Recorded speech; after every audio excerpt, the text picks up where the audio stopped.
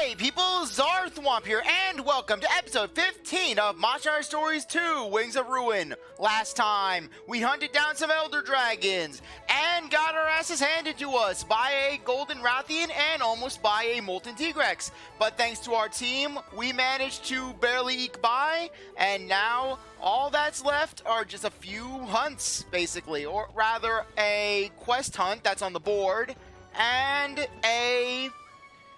basically going back to Hokolo Island and tackling basically that challenge that the Elder told us about.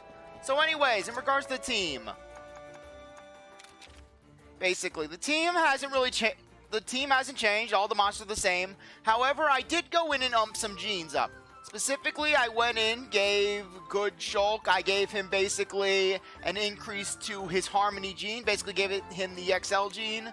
I also went in and managed to find some current eggs, or rather I found a current egg online.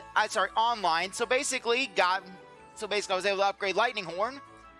And basically, yes, I also found a lot of upgrades for Oslin. So basically Oslin's pretty much maxed out. So anyways, with that said, we're gonna go to the pot, pray. Yeah, we'll keep the training proactive, why not? Actually, no. I would say let's put on admin prayer so that way we take less damage. Actually, no. I'm kind of wondering, do they mean that basically how much damage we as the player deal? Or basically, you know what, I'm just gonna... Yeah, I'll do training. Basically, my reasoning for this is that if we level up in battle, then basically it'll carry over to the monsters. Basically, it'll heal over. Okay, so anyways. So, let's head over. Yeah, I'd say let's tackle the Hokolo Island challenge first, then we can tackle the golden monster. Basically, we'll tackle that after we complete that. Hopefully it won't be too long a thing. But, you know, I'm kind of thinking that this may actually be the final episode of this playthrough, which will be really wild because, well, it just feels like this playthrough started just yesterday, and here we are, practically practically done. Okay. Yeah, we've come a real long way. We started on Hokolo Island with just a Velocidrome on our side. And now look at us here. We're riding a Steve in the Forbidden area. So basically, let's see if there's anything. Okay, there's this guy. Yeah. So you came, Krillin. Sorry. Damn it, CzarThwomp, I'm not Samugi. So you came, Krillin.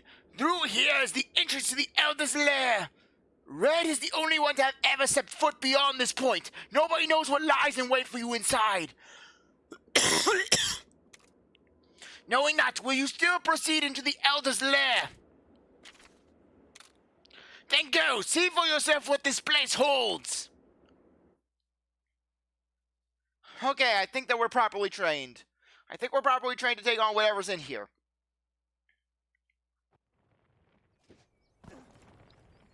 Okay. It looks like there's a caravan stand over here. Okay, and what do you have to say?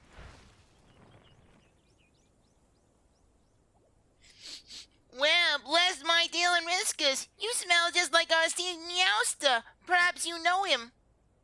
I see. It would appear more time has passed since he left this place than I previously thought. This is a land forbidden to your people. In the final zone awaits a Meowster with power that transcends reason. Only those who have passed the necessary trials may walk beyond this point. That was the pure promise I made him. And what's stopping us from just knocking you back? You're a cat on a barrel. First zone trial. Slay all the target Meowsters. If you wish to proceed to the next zone, you must prove you're capable. Looks like we're not getting any farther unless we take on the challenge. But that's no big deal, right, partner? Why don't we just take the cat out, the feline out? I mean, what's it going to do to us? Okay, it looks like we're not leaving until we fight some monsters, okay? Yeah, most likely these are high rank these are just regular high rank monsters.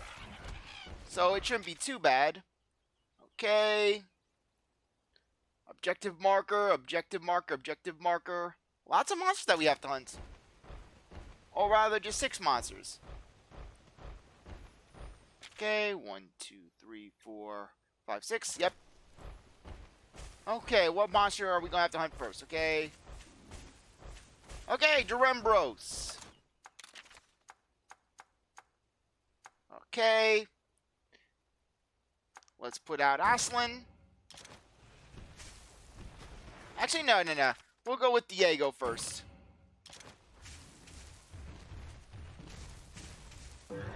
Just because with Diego we can easily use deadly horn jab. Alright, this thing is power first. This thing's technical before all else. Okay, no matter. Okay, legs. Legs. Oh crap, no! Ah, I got my orders mixed up, damn it! Okay, but oh my gosh!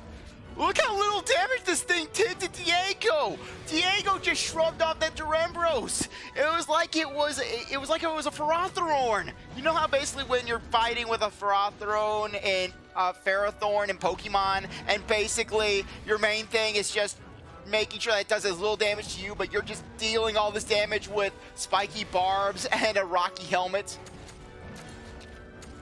Okay. Let's try use... Yeah, you know what? We'll go with Killer Tail. I'm not going to make the same mistake again. Okay, skill. Okay, let's hit the legs.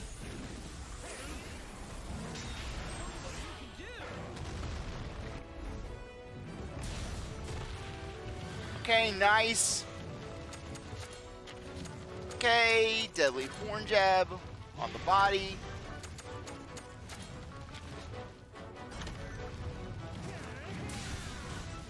Okay, we are decimating this.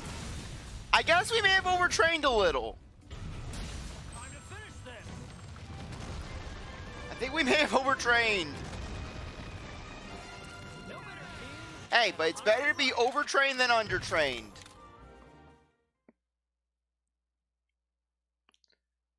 Okay, so I guess this is where you go to pick up a lot of high-rank monsters. In that case, that actually does make a lot of sense.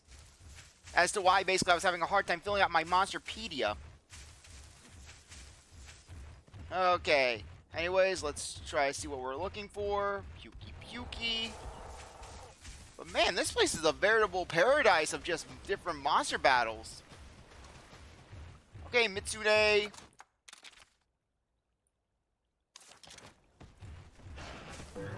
Okay, I was trying to get the jump on it, but it's got okay, it's not getting the jump on us. Good. Okay, deadly horn jab on the legs. Hit the legs. Okay, looks like Roberto's getting priority. Okay. Deadly horn jab again on the legs.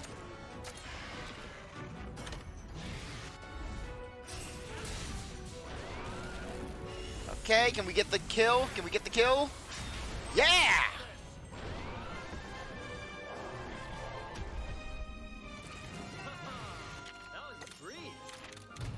Okay, level up, level up, level up. Okay, hopefully this isn't like a Pit of Wonder Trial sort of thing where you can't warp out. Basically, if you warp out, then basically you have to restart the whole thing over again.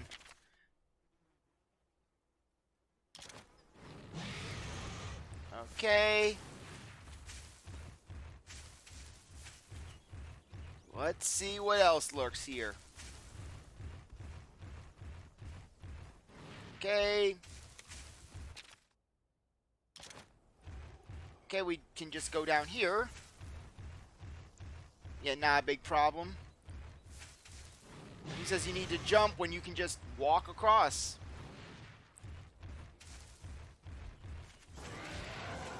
Okay. Out of curiosity, did I hunt a Rathian? Just a standard Rathian.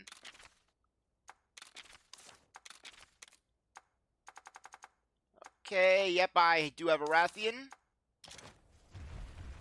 Goodbye. We're getting out of here. Okay, it's not following us. Good. Rathalos. I know I fought one of these guys in high rank. Okay, looks like we're hunting a pink Rathian and an Azure Rathalos.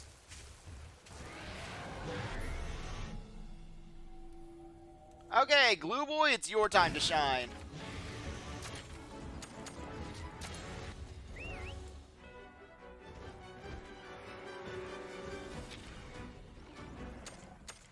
Okay.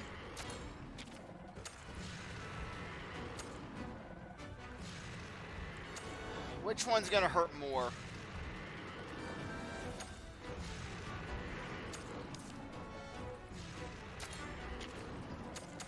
Blue Boy, you can take that on.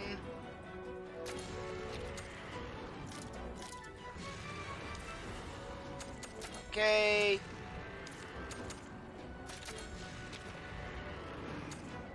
Yeah, might as well just go for the tail.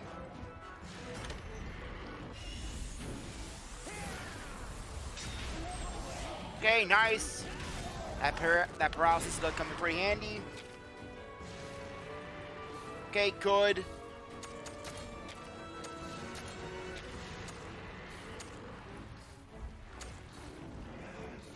Okay. We'll attack the head, or rather, we'll attack the body. Actually, no. We'll attack the head. Swap over to our trusty Grimclaw Hammer.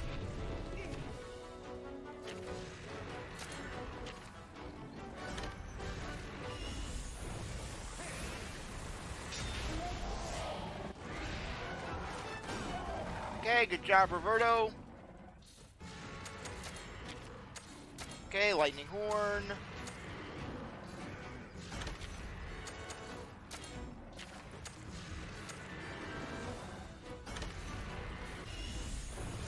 Okay, I wonder who he's aiming for. Who she's aiming for, rather. Okay.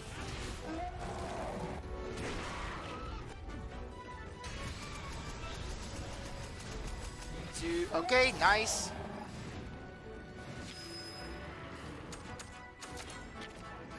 Okay, Lightning Horn. Okay, we'll use Thunder Call.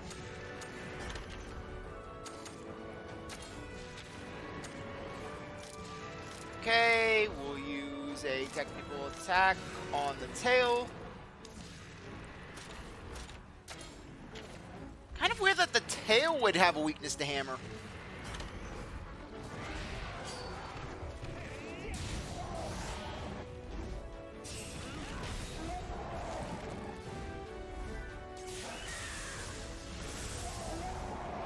Okay, nice.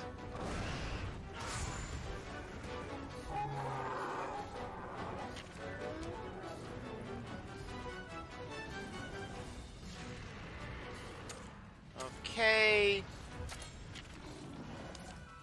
Items. Okay, I should have made more flash bombs.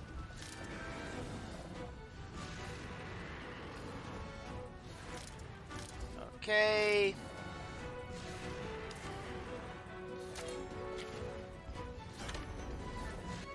Oh crap, no!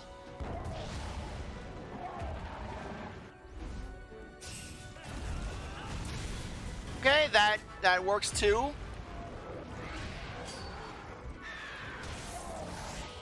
Okay, for a second I thought Glue Boy wasn't utilizing.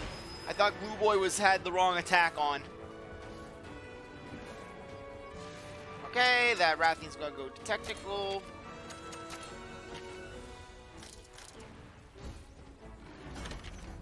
Okay, skill. Spinning Meteor on the tail.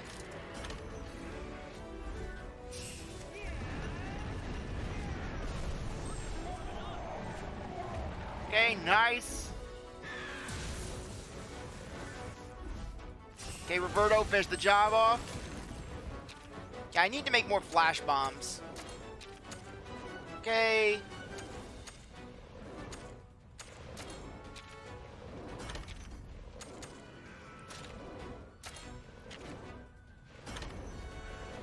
Okay, just attack.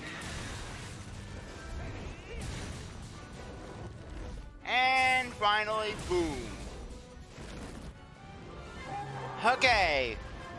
Rathian defeated. Rathalos down.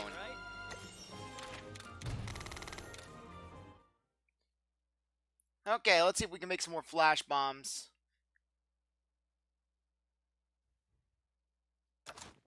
Okay, combine. Okay, perfect.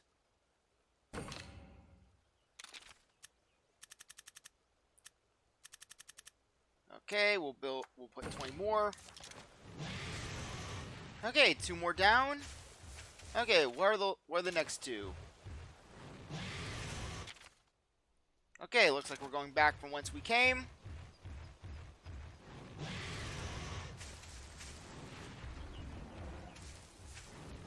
Oh no, you're not getting us. Not today, not today.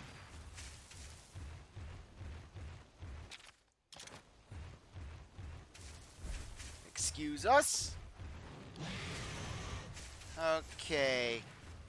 What's the next monster on the list? What's next? What's next?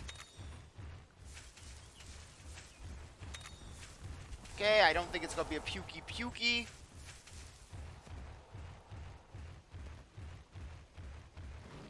Okay, Ivory Logia, Chris.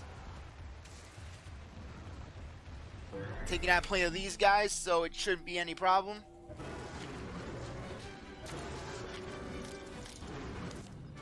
Okay. Diego, Deli Horn Jab from the back.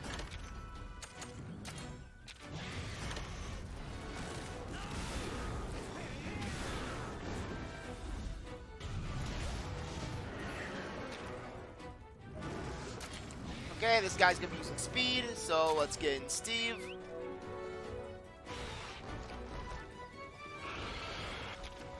Okay.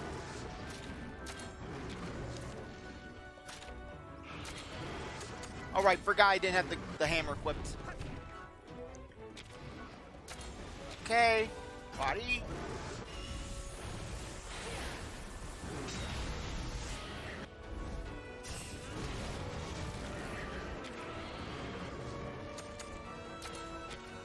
Okay. 1,000 blades. Okay, pump up.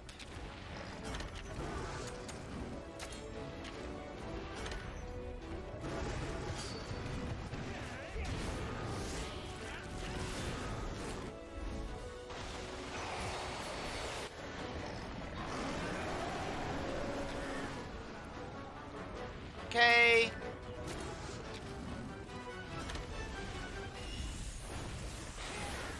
That's what we're doing. Boom.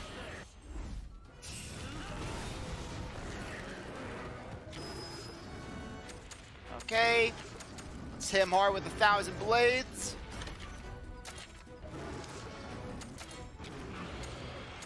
Okay, and spinning meteor.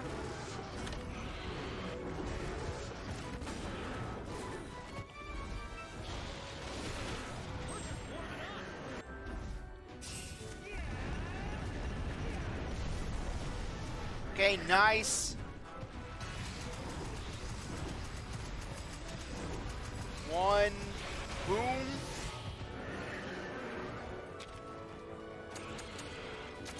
Okay. Hellbreaker.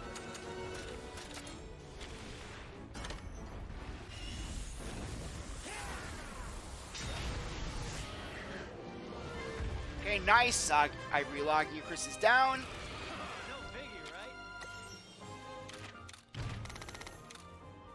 Okay, final monster on this area. Final monster for this area. Let's go. Let's go.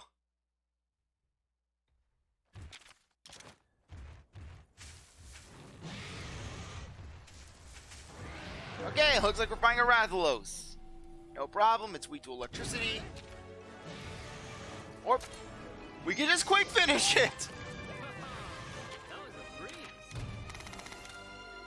Yeah, just that feline guard in the gate just sees the supernova. Frankly, why can't we just use the supernova to wipe out the feline? Just Thanos snap it out of existence. Frankly, I wouldn't be surprised if this was just a glorified Thanos snap, basically. We just Thanos snap. No, actually, it would be close to Armageddon from Chaotic, where basically just it's a flash of light that just absolutely devastates the enemy.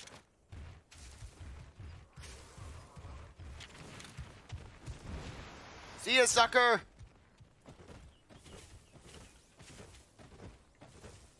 Okay, it's an Ostelos.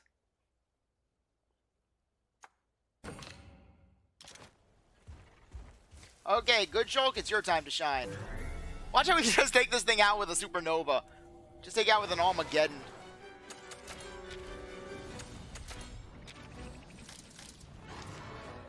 Okay. Grimclaw Hammer.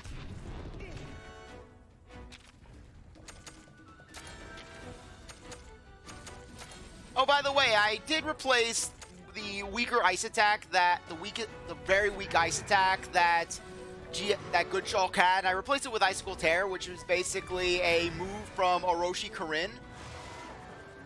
So yeah, this should be a pretty good end of battle sort of thing, where we have multiple points and the like. Okay, head.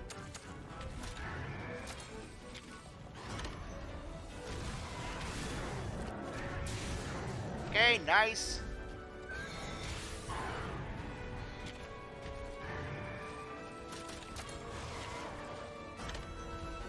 Okay, perfect guess.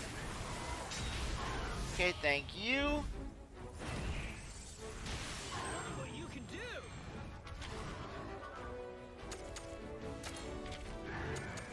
Okay, Icicle Tear.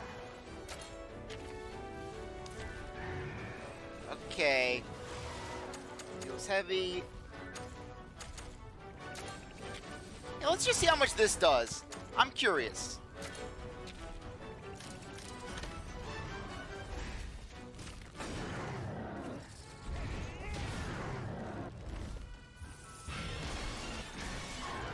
Okay, not the deadliest thing in the world. Okay, I'll save that for when there's stronger enemies on the field, or rather when there's more enemies on the field. Okay.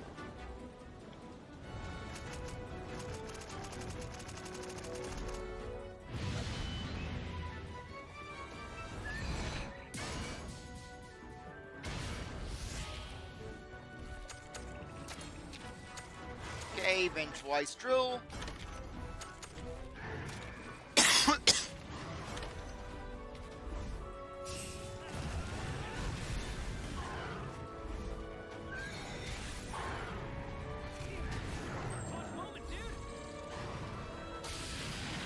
Okay, it's charging up. Okay, so it's probably going to be using power.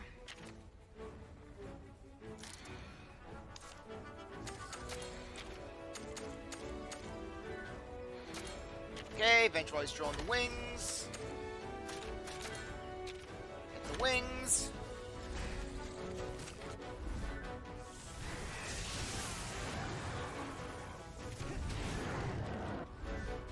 And boom.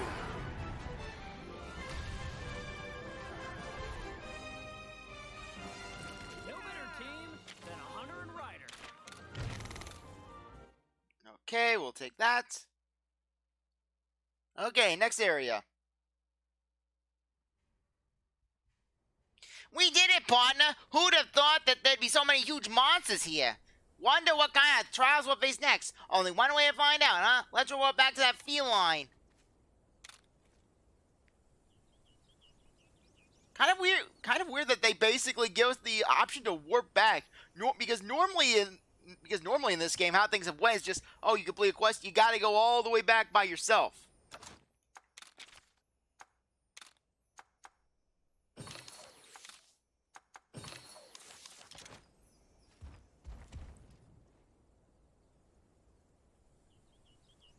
You took down all those Meowsters? My, you must be a descendant of our esteemed Meowster. You got that right. My partner's power kinship is second to none. We'll take on any draw you throw at us. 8 draws remain. Show your battle prowess and aim for the final zone.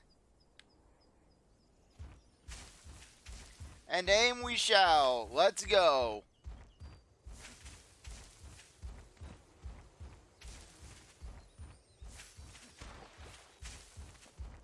Elder's Lair Zone 2.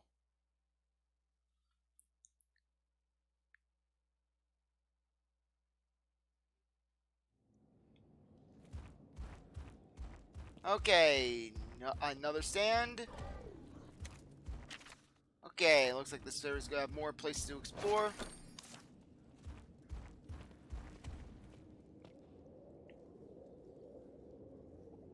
Oh, you bought pitiful you pitiful oh you bought pitiful human. Beyond here looks a monster with power that transcends reason itself. Knowing this, do you wish to proceed? If so, take the second trial of our see Meow still left behind. Break the number of pods specified to pass the trial. My goodness, I wouldn't want to meet you right now, Meow. Okay, that's not too bad. At the start of the second trial, partner, the key to this will be choosing the best weapons. Sever tail, break claws, break body.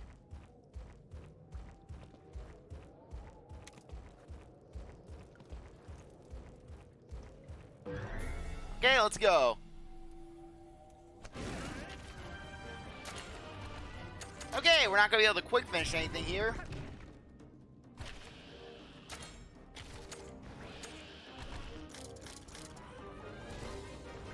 Roberto, why?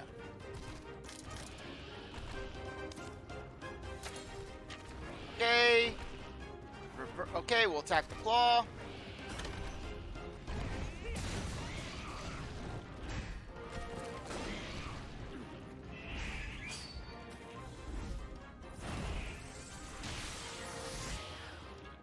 We're just warming up. Okay. Use the ice launcher on the shell. With the claw.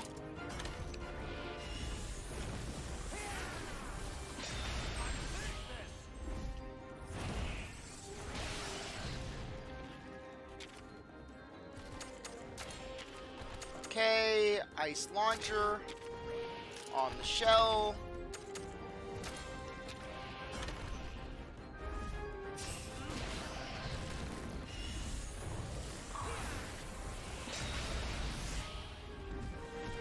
Okay, let's do this.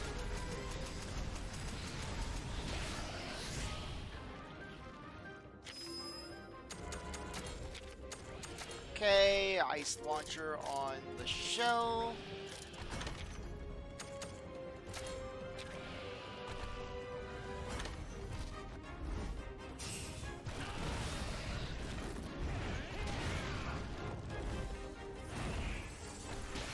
Okay, nice.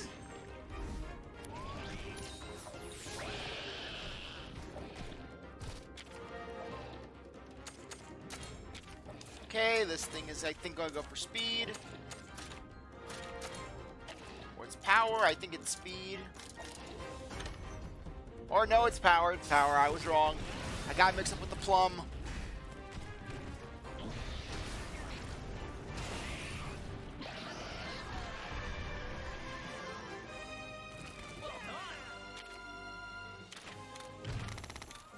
Okay. What parts do we have to break now? Okay. Claws, body, tail. Claws, body, tail. I thought the shell would constitute as the body, though. It's a Hermitor. Claws, body, tail.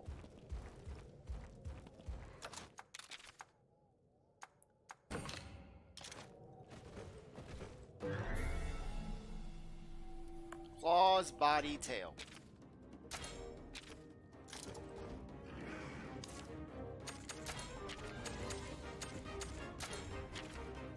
Okay, body.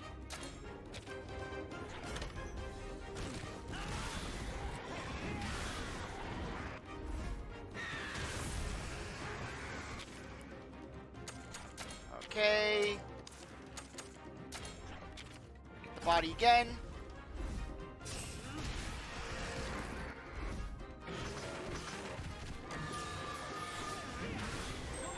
Okay, one body down.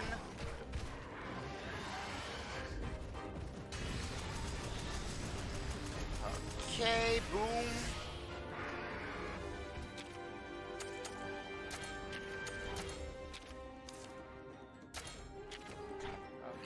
lightning horn. Hammer.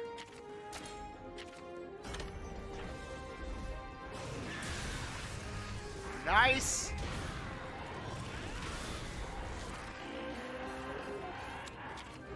Okay, paralysis kicking in.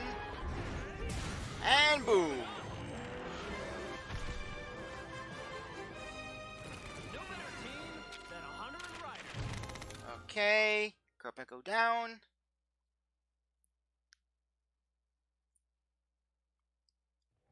Okay, one body, one claws, one body. Now we just need to find tails. And connection issues. We find the connection issues. One body, tail, and claws. Body, tail, claws. Body, tail, claws. Body, tail, claws.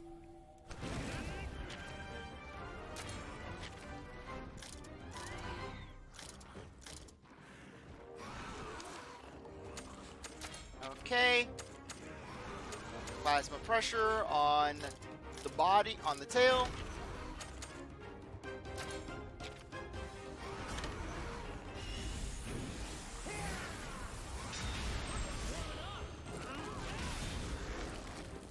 Okay, good Roberto, aim for the body. Okay, plasma pressure on the body. Okay, what was that with the sound?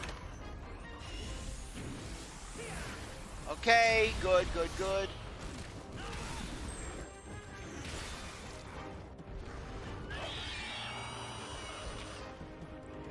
Okay, this thing is going to be most likely speed.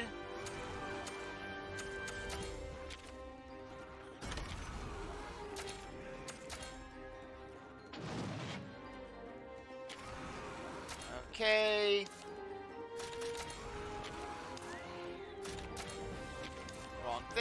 Wrong thing, there we go.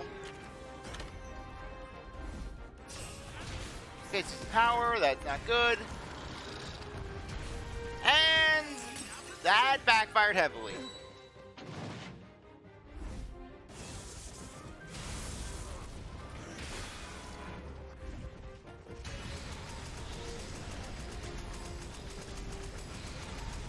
Okay, boom.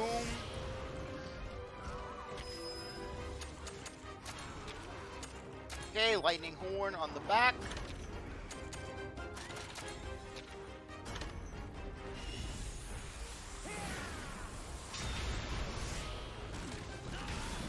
Okay, I wonder if the back would technically count as a body.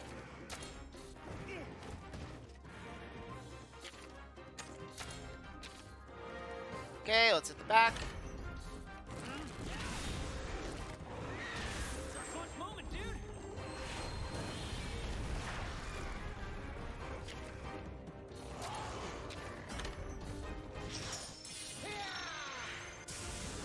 Okay, good.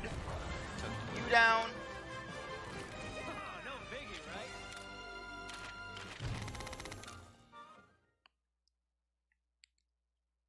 Okay, we're gonna need to rejuvenate.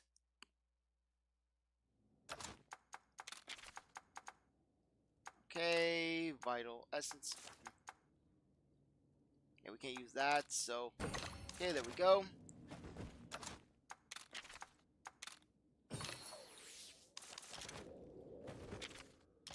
Okay, 2 bodies, 1 claws, 1 tail.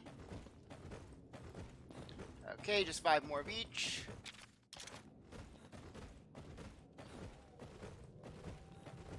Okay, hopefully this means that we can actually just warp back to this area whenever we so please.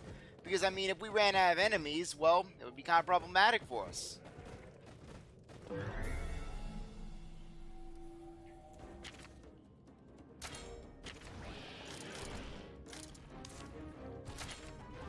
Okay. We're not going to attack the shell this time.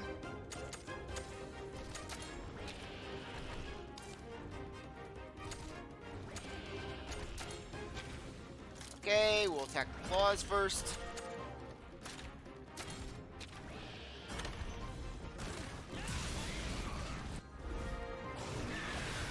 What you can do. Okay, we made a good choice. Okay, we're going to need some power, so let's go for Diego.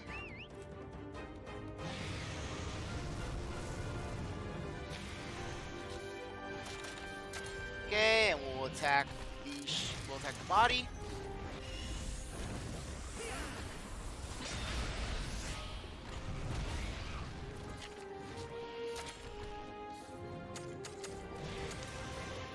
Okay, we can swap over to Blue Boy.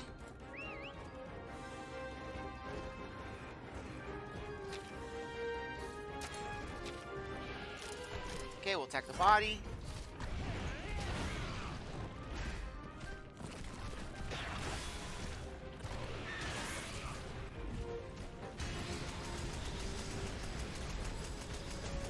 Okay, at least we can knock out the body in this turn. Plasma pressure on the body. Body.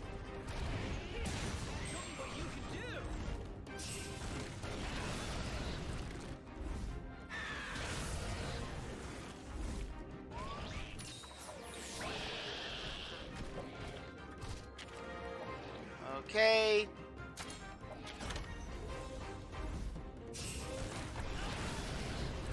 There we go. Two more. Okay, another body, another claw done. No biggie,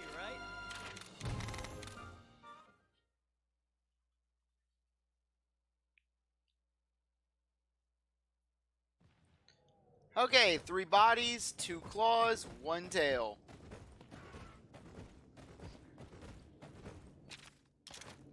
Okay, we've gone around a complete circle.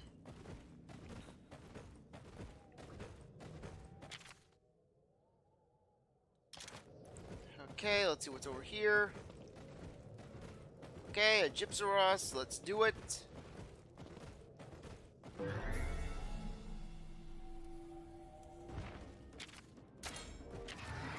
Head, stomach, and tail.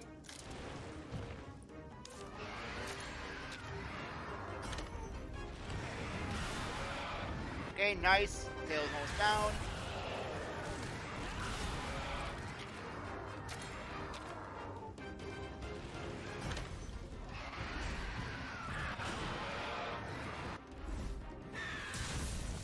Okay, good. Take out the Vinabra. What you can do. Okay, tail down.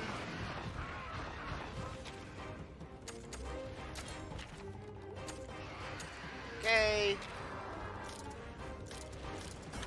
Stomach.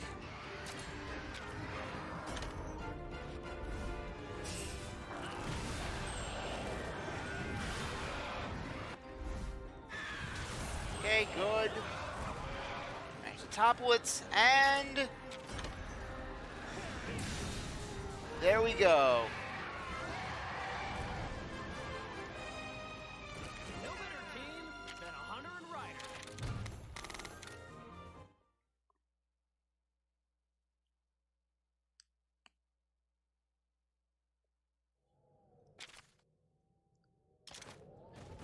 Okay.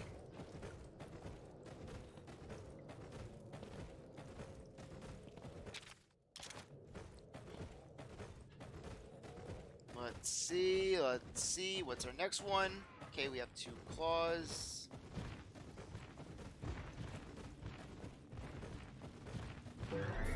Okay, and this thing's probably gonna get the jump on us.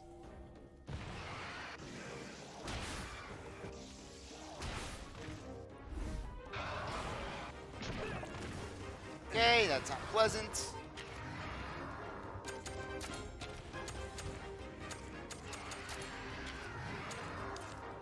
Okay, lightning horn on the tail.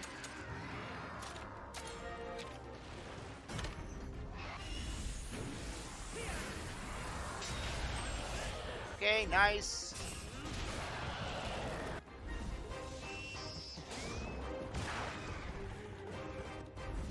Okay, corrosive acid. Okay, good. The Gypsaros is paralyzed. Okay, lightning horn on the stomach.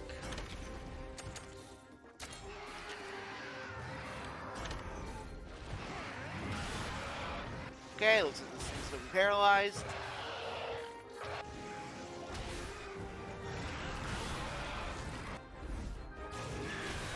Okay, good. Okay, now I'll just zap them all with the Thunder Call.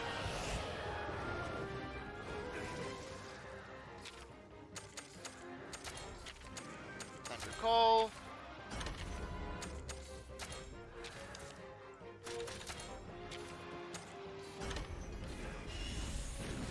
Okay, let's take that to Manabra.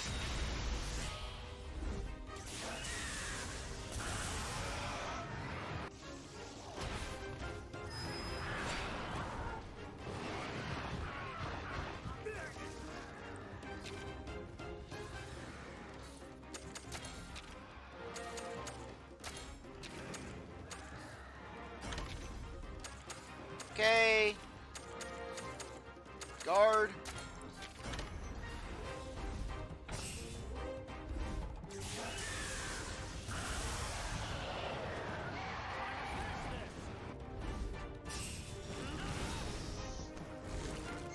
Good, another one down. And the Banabra's paralyzed.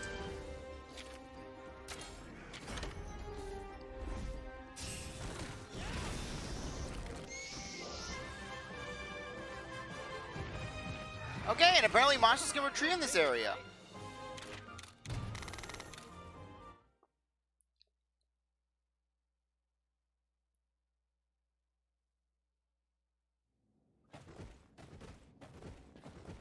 Okay.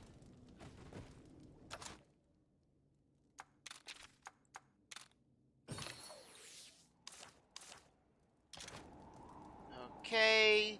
We have 3 bodies, 3 tails, 2 claws.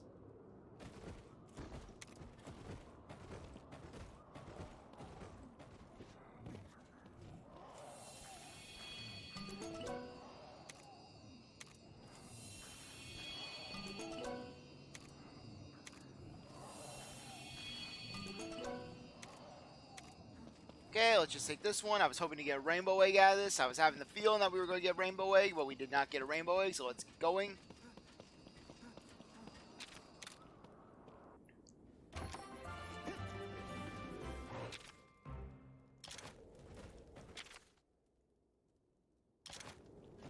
Okay.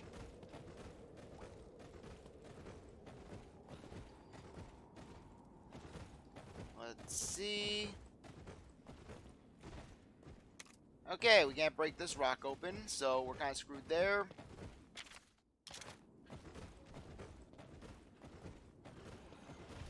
Okay, we'll get another body.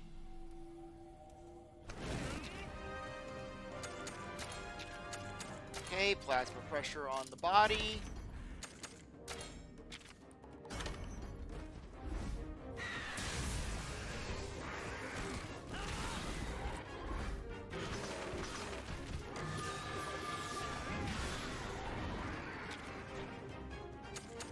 Okay.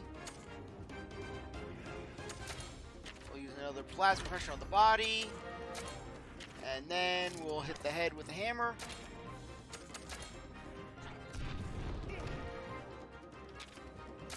Okay.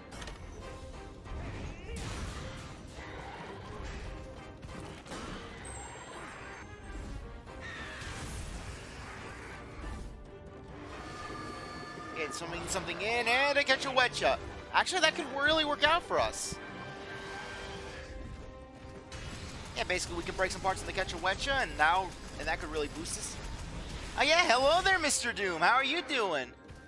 I'm currently in the Elder's Lair, just trying to break some parts. Feeling pretty good about things so far. Okay, lightning horn. Okay, body, tail, claw. Oh yeah, this is nice. This is real nice.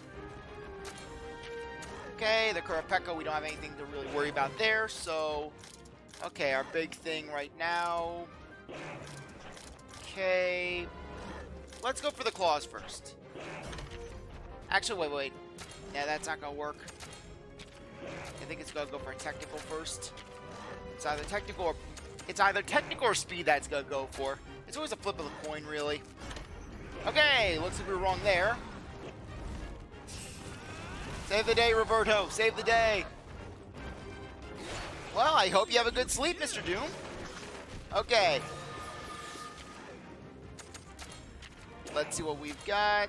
We can try to aim for the head, the body, the tail. Yeah, we'll go for the tail next. Okay, lightning blade on the tail. Okay, let's do this. That tail. Really, Glue Boy has been clenching a lot of battles for us. I swear, you know, when I first got Glue Boy, I had my doubts because Glue Boy was just so frail.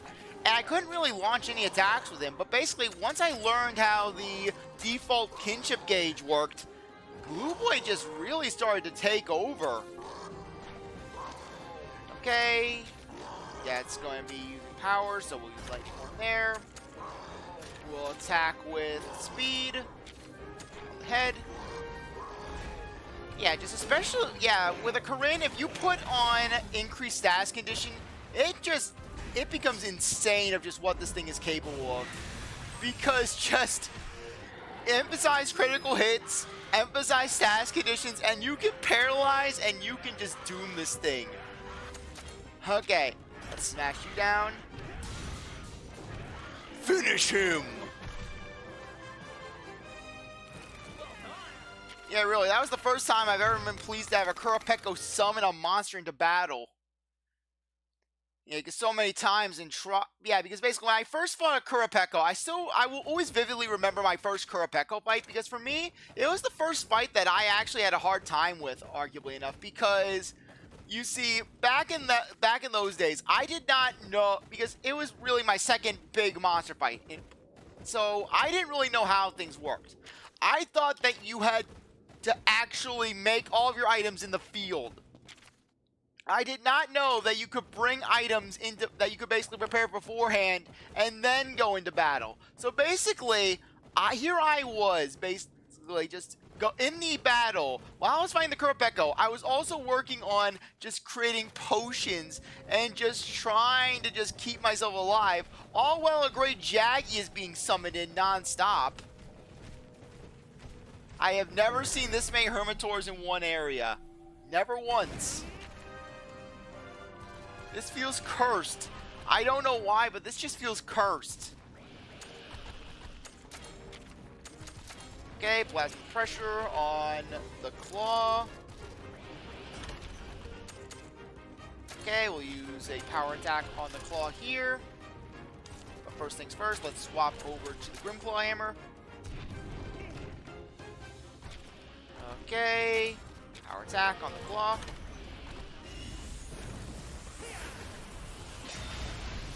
Okay, nice. Okay, this will do a really good. This will be a good boost for our claw counts. Okay. Okay, looks like Blue Boy isn't having a fun time. Okay. Yeah, we'll attack there.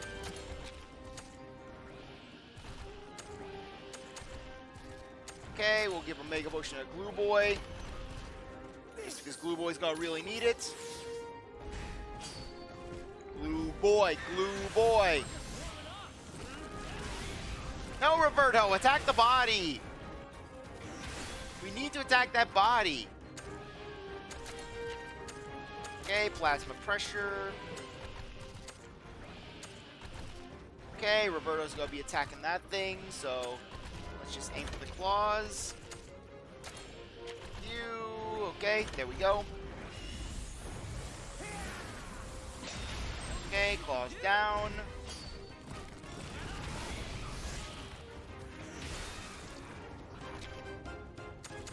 Okay.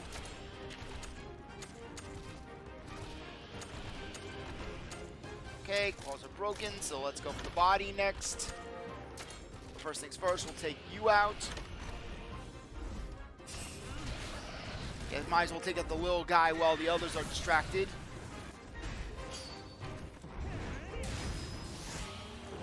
We're just warming up. Yeah, Roberto just so proud that we killed a crab. So frankly, if I saw this thing out in the wilderness, I would be running in terror, basically. Yeah, really, just seeing this thing chasing after you because a Daimo Hermitor, it's faster than it looks. So basically, that thing could easily catch up to you, and it would not be friendly. It would not be friendly. It would not be a very friendly creature. Okay. Okay, is this thing attacking? Yes, it is. It's attacking Glue Boy. So Glue Boy, take out the body. And we'll take out the body on this one. Okay, forgot I was enraged. No matter.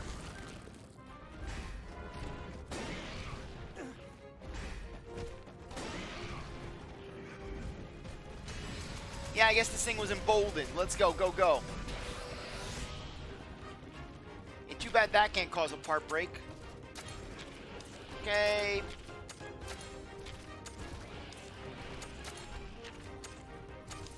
Speed. Lightning Horn. Sorry. Okay, we'll attack the body on you. And as for the other one, let's just go Spinning Meteor and break the body on you.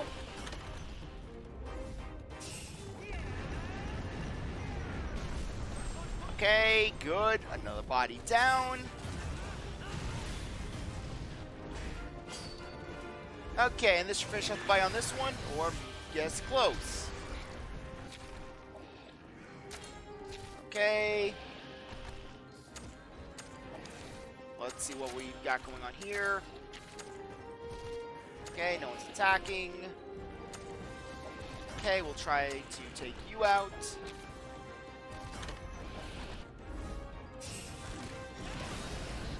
Okay. Good. At least Barreau's not messing with us.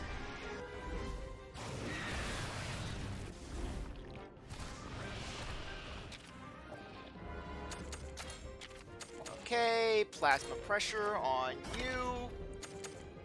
Plasma pressure on the okay, just regular on the shell. Yeah!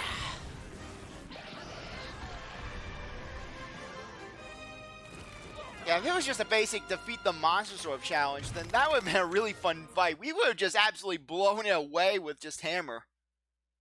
But alas, it was all about focusing on the bodies. Okay, we got the bodies all done.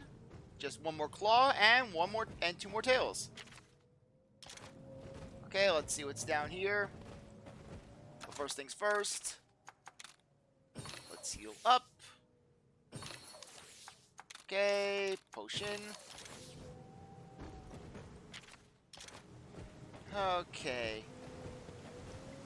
Let's see what's going on. Anything? Okay, we got Plesioth. That could work. Plesioth and some little guys. Okay, if we can attack from the back, that would be really nice. Okay. Looks like we're going to have to do things the hard way. Okay. Let's go hammer.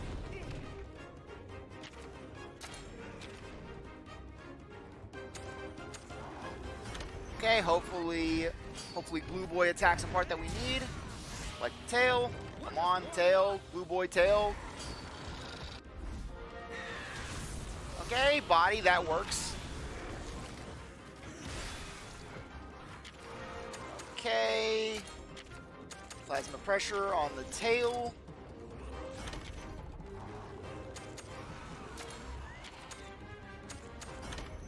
Okay, let's smash you down. That way we can focus all of our attention on the big boy.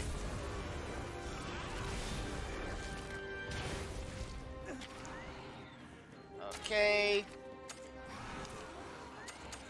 Where are you aiming? Okay, plasma pressure on the tail. Okay, let's hit you.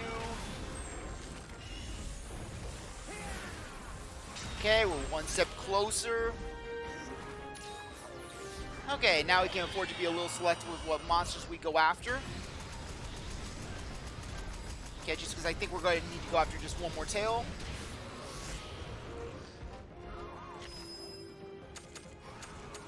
Okay. Okay. Spinning meteor. Yeah, we'll just go with a hammer slammer.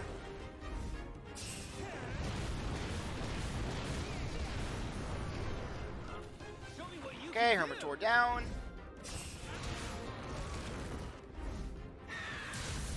Okay, nice.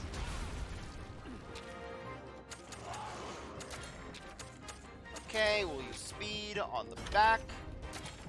Massacre Fury, let's get that one out. I've been really liking this bow. It's really grown on me.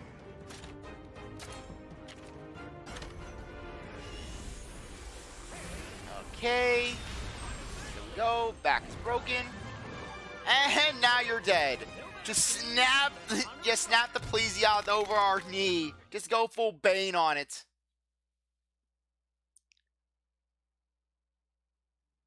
Okay. Tail complete. Okay. We have just 2 more tails and 1 more claw. Or rather, 1 more tail, 1 more claw. Okay, and it looks like we've got plenty of area to explore, so we don't have to worry about running out. Okay. Let's see what else we've got going on here. Okay, first things first, let's check out that treasure chest. Tigre, you're coming out.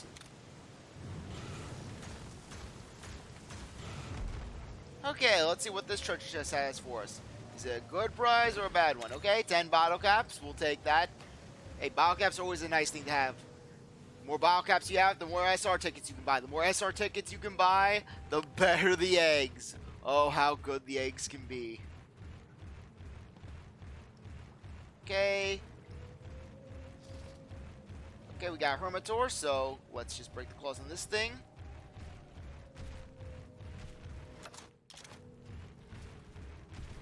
Okay.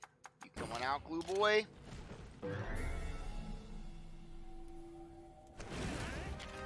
Okay. Let's bring out plasma pressure on the claw. Okay. And then we just need to find 1 more monster with a tail.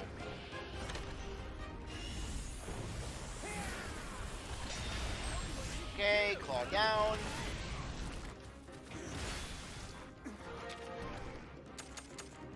Okay, plasma pressure on the body, just to be on the safe side.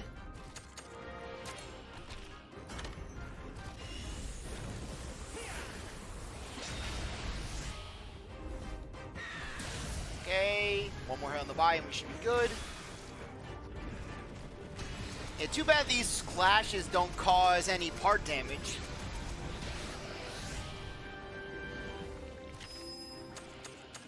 Okay. Plasma pressure on the body.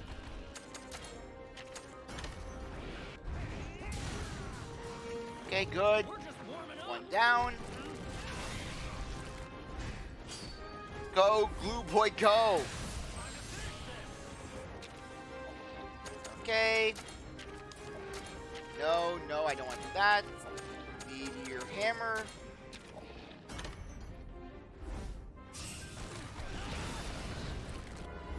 Okay, this should end this turn. Boom.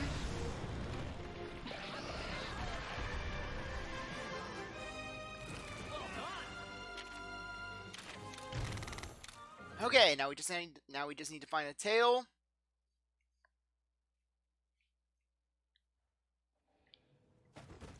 Okay, claws down, body down. Now we just need to find a tail. I'm detecting a pattern here. Just the crabs are taking over. Just crab people, crab monsters, talk like people, taste like monster. Or rather, fights like monster. Okay, let's take you out. Hopefully it's out of range of the other ones. No, it is not.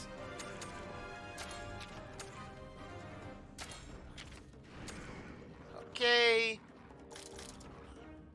Yeah, let's aim plasma pressure on the tail. Okay, once we take the tail out, we'll just use a final finisher on it.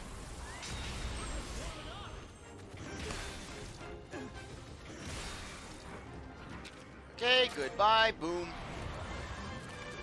No biggie, right? Okay, that should hopefully count for breaking the tail. Yeah, watch how you actually have to fight the battle. You have to win the battle the long way in order for it to count. Okay.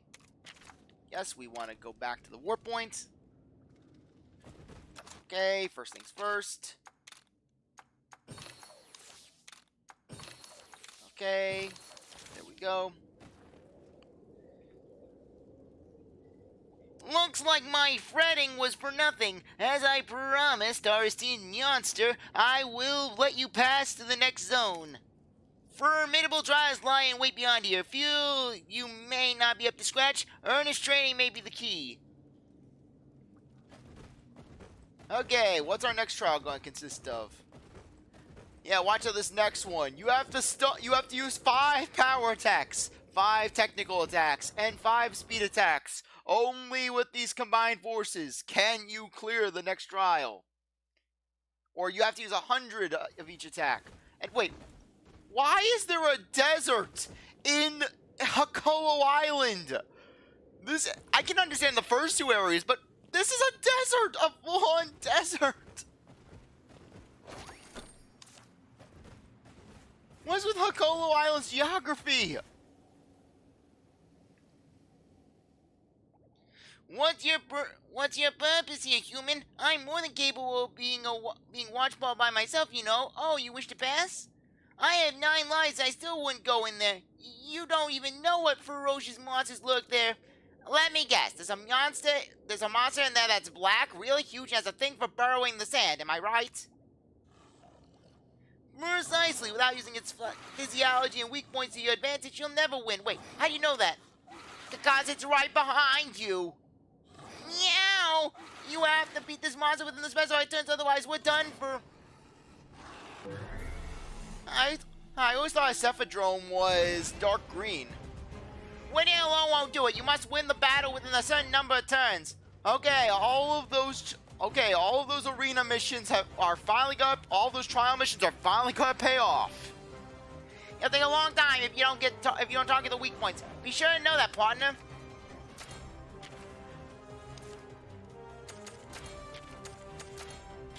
Okay.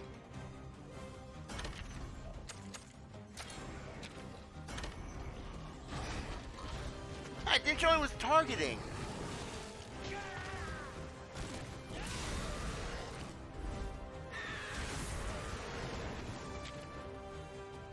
Okay, apparently this thing is taking no damage. Okay, good Shulk, you're coming out.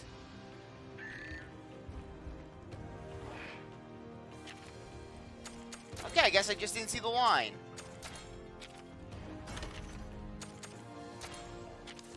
Okay.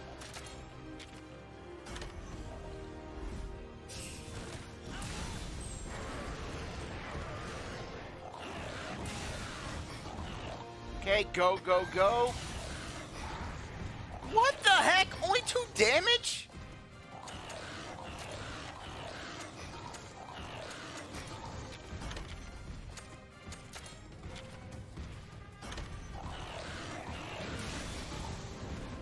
Okay, that was weird. Really, really weird.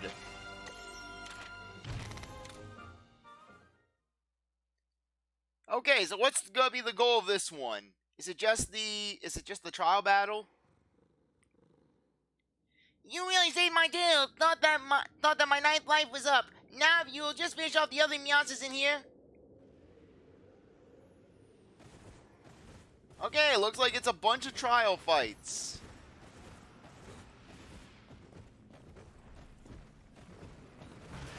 Okay, Monoblos. Okay, Grumble, you're coming out. Actually, nah. Let's go with Steve.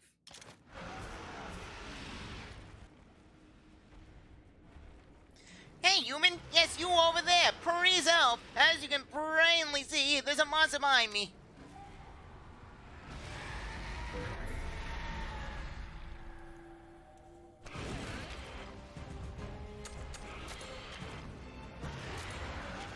Okay. Grumble, you're coming out.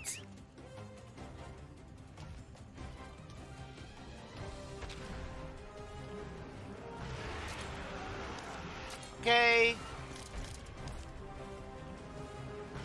Skill, or rather, no, we want some weapon. Master of Fury.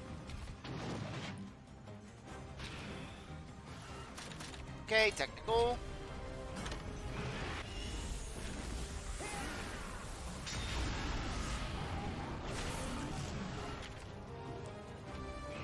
Okay. Lightning Blade. Actually, we'll use an Azure Voltage. Actually, no. Yeah, we can't afford that.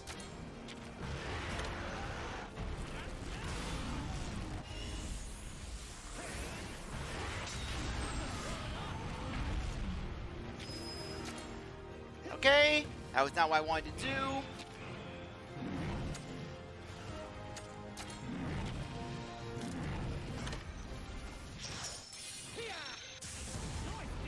What? Only 2?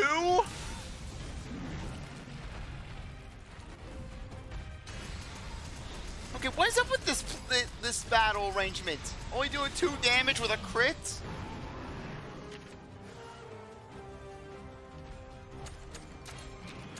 Okay, Lightning Blade on the tail.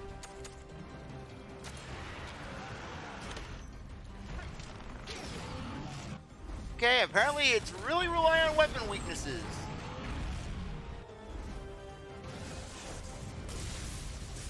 One!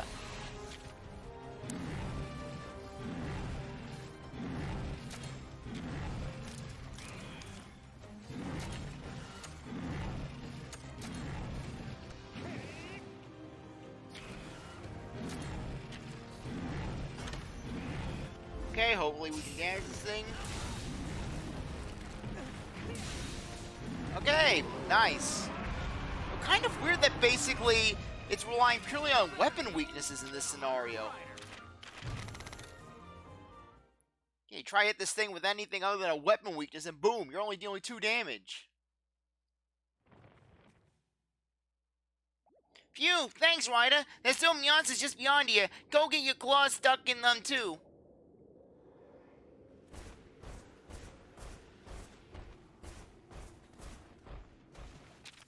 Okay, how much longer until Zone 3's done? Okay, this looks like the end of it.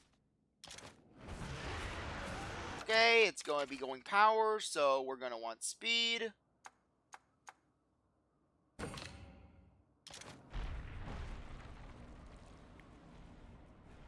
Please help! I can't keep this Meowscles under control any longer.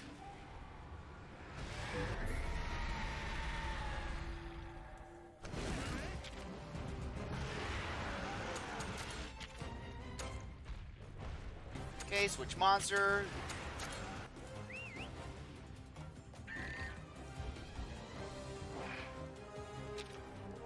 Okay. Benchwise drill.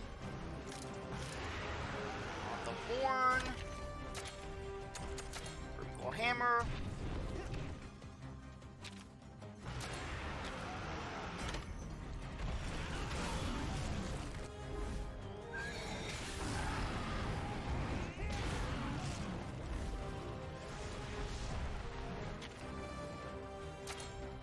Okay, that's not it apparently.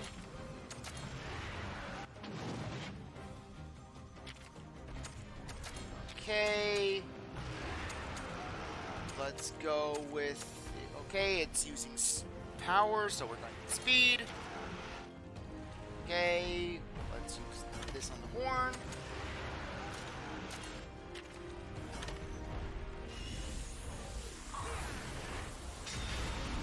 Okay, that's not going to work either. Thankfully, Roberto is definitely picking up the slack there. Okay.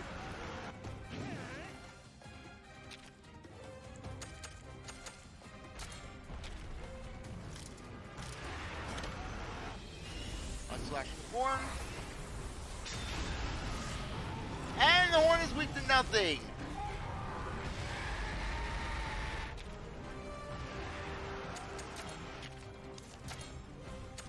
Okay. Technical attacks will be the way to go.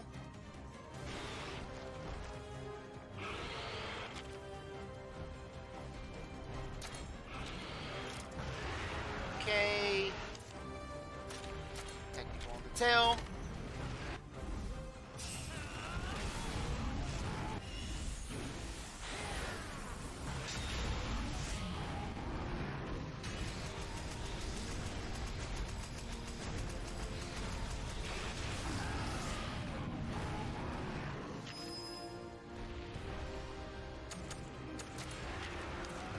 Okay, let's hit the tail.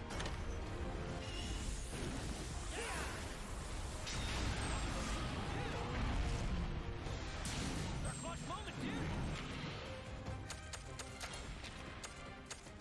Okay, that was blades on the horn.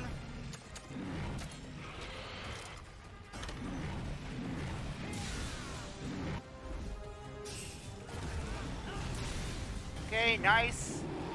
Victory's ours. That was a breeze.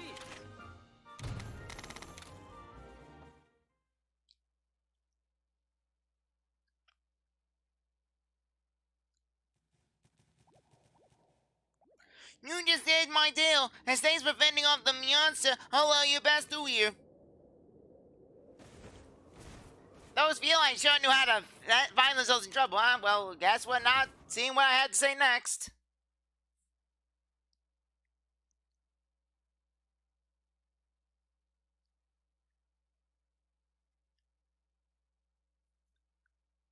Okay, zone 4.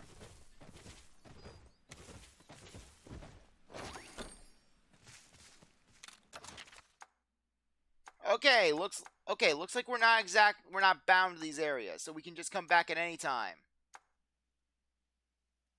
Okay, area 4.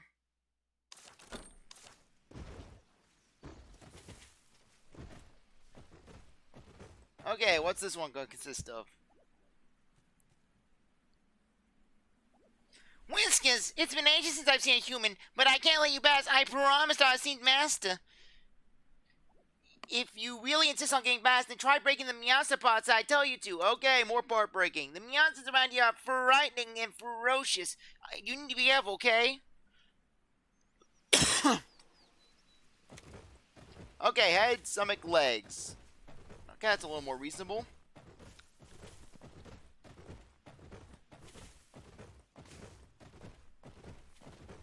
Head, stomach, legs. Head, stomach, legs. Head, stomach, legs. Head, stomach, legs. Okay, head and tail.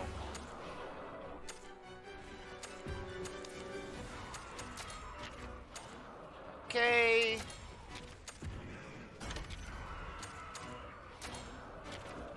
Let's slash the head.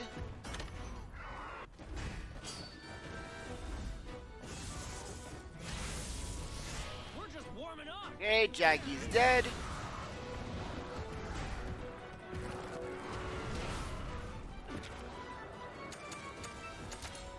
Okay, plasma pressure on the head.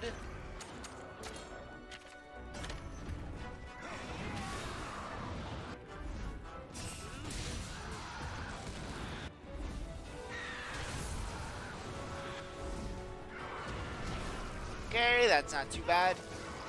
The noxious poison isn't all that friendly, but we can get through that. Plasma pressure on the head.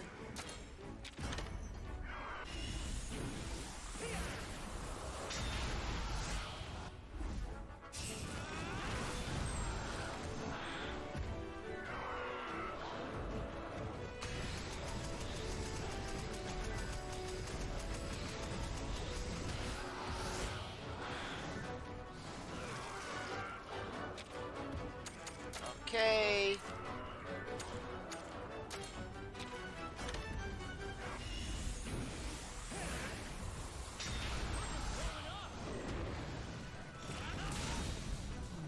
Okay, good. Let's finish this fight off. And Roberto's down.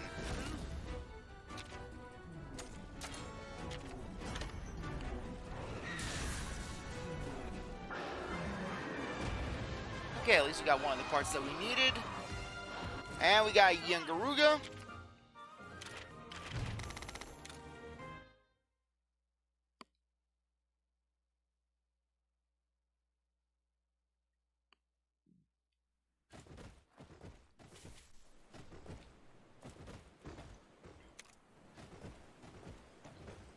Okay, let's get another good egg out of this. Or hopefully get a good egg. Come on, shiny.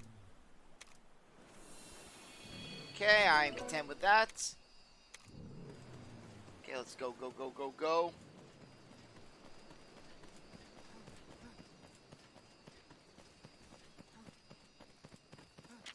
Okay, from the look of it, we have to get more parts than last time.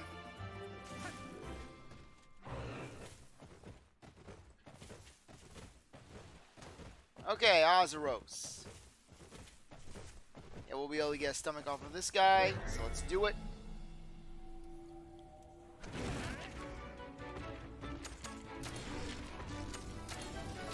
Okay, stomach and legs.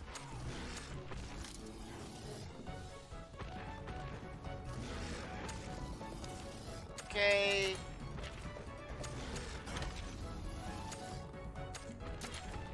Okay, group claw hammer.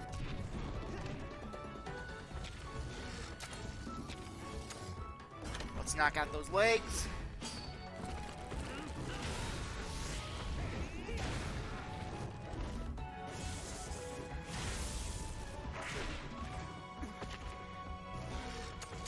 Okay, where are you gonna try to attack? Okay, no, we don't want power. We want the legs. We want speed.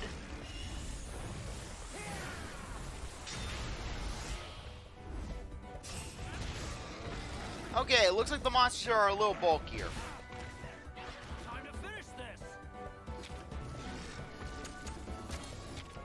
Okay, legs.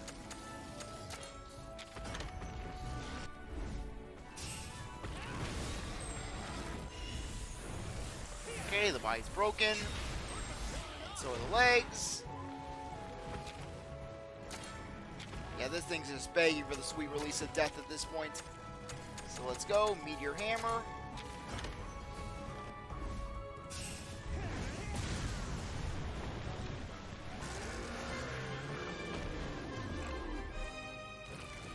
No biggie, right?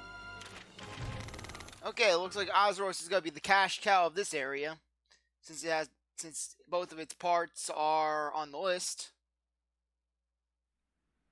Okay, one leg down, 4 to go, and 6 for the others.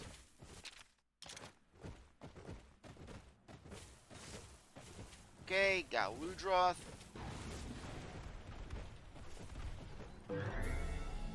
Okay, hopefully we can get the sneak attack.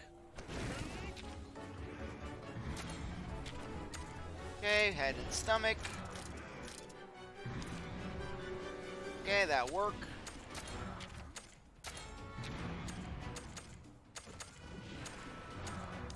Ugh, this is not gonna be friendly. Lightning horn. Okay, we'll use a lightning horn on you. Might as well just make this fast. Okay.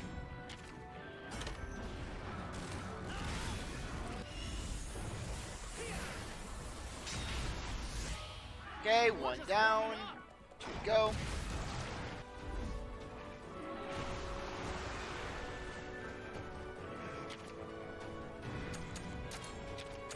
Okay. Lightning blade. Actually, no. Lightning horn. Okay, might as well just take these guys out as fast as we can. Boom. Our clock's moving, dude. Okay, another drop down. Yeah, personally, I'm not a fan of this whole, oh, you gotta break this many parts in order to get past the area. I mean, isn't it enough that we're defeating these monsters? Yeah, we have to break the specific parts. Oh yeah, that's a real testament to our skill. Okay. I mean, really, just defeating them is a challenge in of itself. So why not just give us that, you know?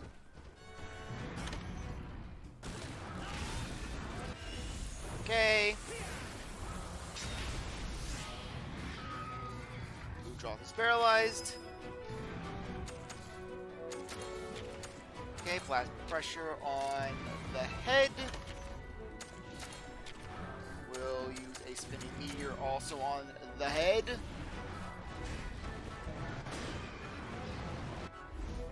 I thought paralysis was gonna kick in.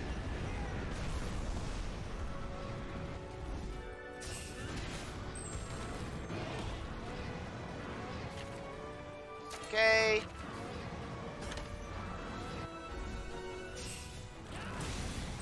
Nice, another part broken, and a Royal Udroth defeated.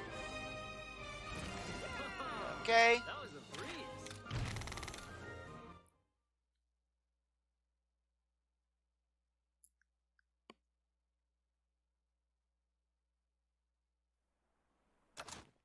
Okay. 2 heads, 2 stomachs, 1 leg.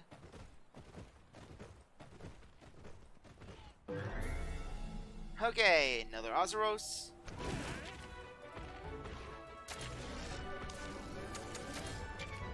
Okay, fine. Lightning Blade.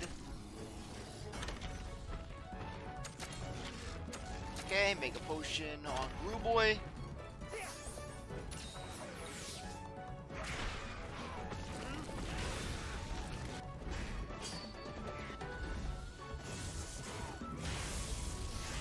Okay, 1 Jaggy down. I always hate when the little monsters decide to just join in the party. Just leave us with the big monster.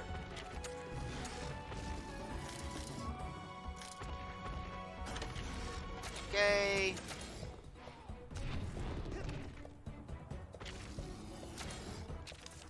Let's go. Speed attack on the legs.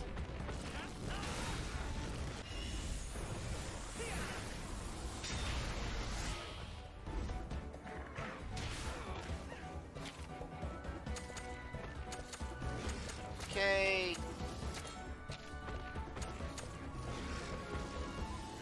Now, let's see. Okay, attack the legs.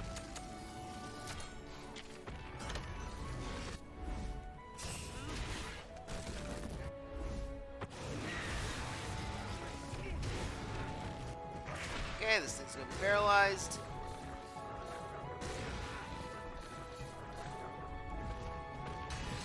Okay. I guess hello there, Zehelabor. How are you doing? I'm currently just enjoying the Elder's Den. So far, things haven't been too bad here. Just did some turn-based battles and the like. Okay, now we just have to break a bunch of parts. Okay, might as well just take you out.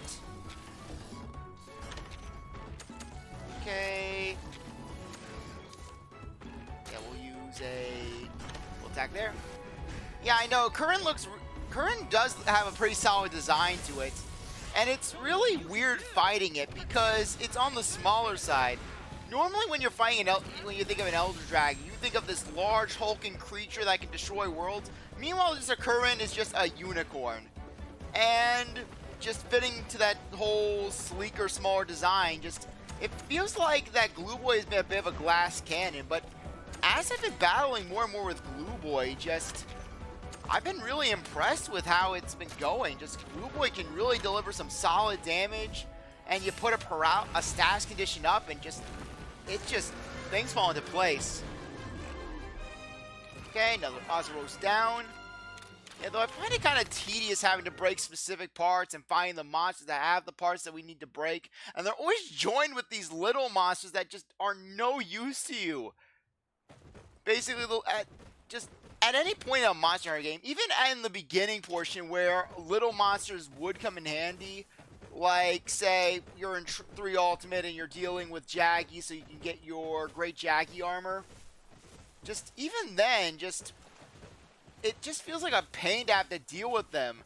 Because basically, they always manage to get in the way when you don't want them to. Though the kingpins of that whole thing is the Bullfango. The Bullfango and the Rhinopolos, they basically have ruled the series with an iron fist when it comes to just irritating you with charge attacks. The Conchu is the crown prince in that regard. Sure, the Conchu only appeared in 1 generation of Monster Hunter games as of this time, but hey, it could come back and it could be just deadlier than ever. Just more irritating than ever before. He isn't even a dragon. You think that's funny? Yeah. The thing with Elder Dragon, I think that this was a line in World, but basically, just to quote a Monster Hunter NPC, basically, if a monster cannot be properly classified, they just throw it in with the Elder Dragons. Basically, Elder Dragon is a monster that just doesn't fit in with anything else in the world. Though, considering that Orochi Corinne also exists, you'd think that the Corinne would get its own subclass. Okay, just head. Okay. Yeah, we'll just use plasma pressure on your head. And then, basically, right here. Yeah, though, frankly, in my personal opinion, just the Rajang is more of an Elder Dragon than the Corinne, because basically it's a lot more formidable. It doesn't really behave like a lot of the other species in the Monster Hunter universe. Just, they basically say it's a fanged wyvern, though it really doesn't act like a fanged wyvern, you know, where it's not like a plesioth where... Actually, you know what? It is similar to a plesioth, since it has that whole mouth beam. Okay. Yeah, we'll use a plasma pressure on your head. Yeah, we'll bring out Massacre Fury. Rajang having a Saiyan form too. Yeah, and then with Furious Rajang, it's permanent Saiyan. And then basically, when it transforms into Kick-Ass. Where basically, just a Furious Rajang will put the fear of God into you. Just really, it doesn't matter how experienced you are at the game. You're dealing with a Furious Rajang, it's not gonna be pretty. Basically, one bad move, and before you know it, boom, you're dead. Okay. Yeah, we're gonna have to go for this. Okay, item. Where is it? Okay, light dust. I'll get you back. Okay. Good job, Blue Boy. Okay, that's nice. Stun him. Yeah, but the monsters are definitely starting to get a lot stronger. Okay, plasma pressure on the head. On the head again. What's my favorite monster? I would have to say that my first favorite monster that always will hold a soft spot in my heart is the Baroth. The Baroth, basically, I have a lot of good memories with it. It was the first monster that I got a full armor set for. So basically, that will always stick out. Not to mention, I just love fighting the Baroth. It's a relaxing fight where basically it feels safe. It feels straightforward. Though in terms of overall fights, though, I would say that the Ostelos has been rising up the ranks over the years. When I first encountered it in Generations, I was a little on the fence about it. Okay, that's actually not going to work. Yeah, we're going to need to use Lightning Horn on this thing. It's going to be going full bore power, I believe. Okay, that was right. But yeah, but with the Aslos, it has it all. Great design, epic music, a lot of fast-paced dynamic attacks, great armor, great weapons. Yeah, not to mention just a overall cool design. Okay. Who's going to be attacking? Okay, and by that logic, I think it would be best if we went in with a Plasma Surge and a Dust of Life. So what's your favorite monster? Okay, your favorite monster is probably the Saragios. You love its design, you love the Lagiacrus, and you love the Gore Magala too. Yeah, the Gore Magala also basically has a special place for me because basically because I just loved how in 4 Ultimate, it was the first Elder Dragon to really just have an intrinsic role, have a dedicated role throughout the entire plot. It wasn't like some Elder Dragon it wasn't like some creature that came out of nowhere where basically it wasn't like a red herring monster, or it wasn't just, oh, this monster's the real bad guy, so basically now go after it in the second half of the game. No, with the Gore Magala, it was haunting you throughout the entire game.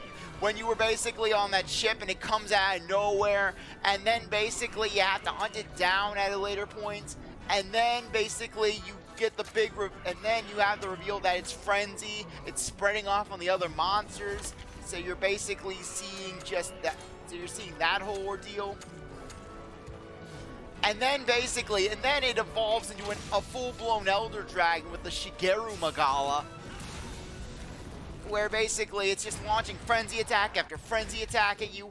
And frankly, I feel that just while the Gyasma definitely did a great job of encapsulating the whole idea of just a plague, just the Gormagala, it did it first, and it really had a good impact on it, where basically it was throughout the entire game, and it was a steady idea throughout the entirety of the game, even post-game with the Apex monsters, where basically just they were in permanent plague mode, where they were essentially mini-gores in a way. Though 4U also had a pretty good one in the form of the Dalamadur, as well as the Durenmaron, just really solid big Elder Dragons, which was really impressive considering that basically it was the first Monster Hunter game that was purely on the 3DS. Basically, it wasn't like 3 Ultimate where it had a Wii U baseline to just work off of. Though, to be honest, I never actually played 3U on the 3DS. I played it on the Wii U. So I honestly don't know how it was on the 3DS. Just from what I heard, the Wii U was the definitive version of the game to play. Just from a graphical standpoint. But honestly, I've never known just what the 3DS version was like, nor have I ever really had a curiosity to check it out, you know? Just because it's one of those things where it's like, okay, I'm gonna be kind of downgrading because, well, the water mechanic was a pretty interesting idea.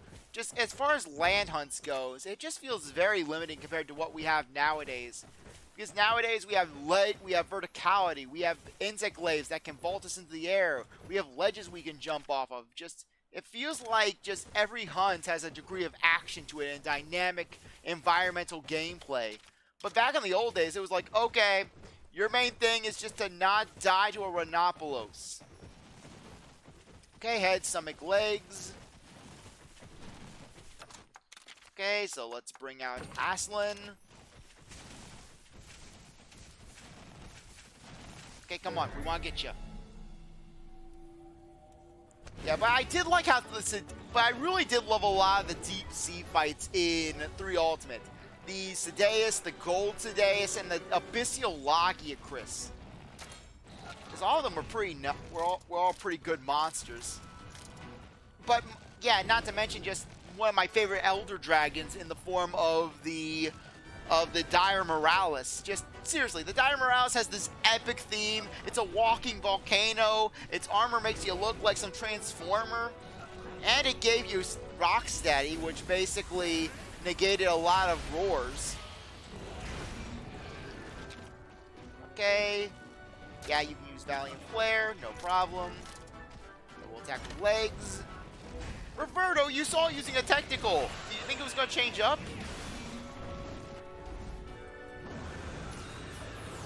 Yeah, though funnily enough, my first Teosho was actually in 4 Ultimate. Because basically I started playing in the 3rd generation. I'm one of those 3rd generation introduction people. I didn't play the first 2. You love Kushala, such a cool just dragon design. You like that one of your favorite elders. There are so many things you can do in the fight against him. Personally with me, just the fight against the Kusha has always just been a bit of a hit or miss with me. Just because I have not liked the whole wind pressure idea. Wind pressure has always been just a premise that just irritates me. Because basically you're trying to get close and then all of a sudden just boom, you're getting knocked on your ass. Okay, looks like we did too good a job.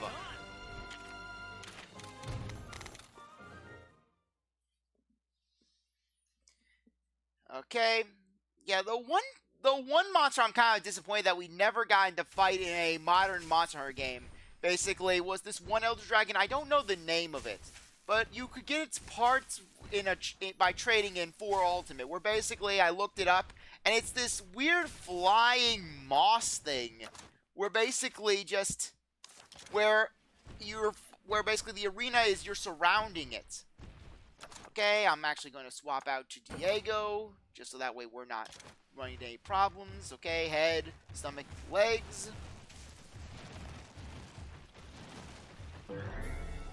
Yeah, not to mention the giant crab, where basically it's a Hermitor on steroids, where it's this giant Hermitor that's walking towards the city. It has basically a Shen Moran, not a Shen Moran, basically a Lao Sheng Lung Skull as its shell. Just really, it kind of makes me sad that we didn't get that in Generations Ultimate. That would have been pretty cool. But then again, that thing would probably terrify me because it reminds me of the bamboo spiders from Skull Island. Is Kushal in this game? I should try and catch it. Funny you should mention that, because in my last stream of this game, I actually did fight a Kusha. Not to mention, just while in offline multiplayer, I did actually get a Kushala Daoreg. Though, because I didn't plan on using it, because I already have just my technical monsters, I did utilize its skills to basically give my Valkenia Good Shulk a Kinship Down XL skill. Yeah, but it was definitely on my considerations when I was contemplating what technical monster to replace my blue Yankaku with. I decided with a Seragios in the end because I felt it would fill a good niche. It wasn't going to be just another ice monster that's another ice monster. I wanted to have basically another non-elemental for balance purposes. Okay, let's hit the leg. Actually, no, we're not going to do that.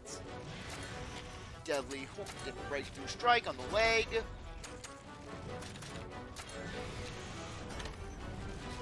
Okay, that way we're not knocking this thing out too fast. Yeah, just that fire weakness could definitely screw us over. Okay, Savage Roar. That's not gonna break any parts. So let's go for the head. Okay, I think it's gonna be weak to archery. That's a good choice. Seragios looks even cooler. Not to mention just Seragios, funny story about Seragios. When I saw the Seragios in 4 Ultimate, I fell in love with it, basically. Because I loved the idea that its weapons gave you a sharpen ability when you roll. Where basically just, because as a hammer user, just in the main games, just sharpening can be a bit of a pain because you hit the monster a few times. You're not exactly like dual blades where you're grinding through sharpness so quickly. But when that sharpness decrease does happen, it does feel certainly noticeable. Okay, it's going to try to use a tech seal on us. Okay, let's hit the head. A little hammer. So basically, so when I first encountered Seragios, basically, and I got its quest unlocked, I was fighting it for hours on end to basically get its armor and to get its hammer. And it was definitely a challenging fight for me because basically the Seragios, it's just so nimble in a way that just I had not encountered in the past. Because the nimblest monsters that I really fought were at that point were basically just a Corinne, as well as basically Green Nargacuga in 3U. Yeah, as well as regular Nargacuga. Zinogre was also up there. Okay, I don't know which is going to count for the parts. Yeah, his armor looks pretty cool. Yeah, though it's kind of sad though that Seragios lost its distinct weapon quality, and instead they decided to make it an armor skill. Just it really feels like a bit of a waste for the Steve.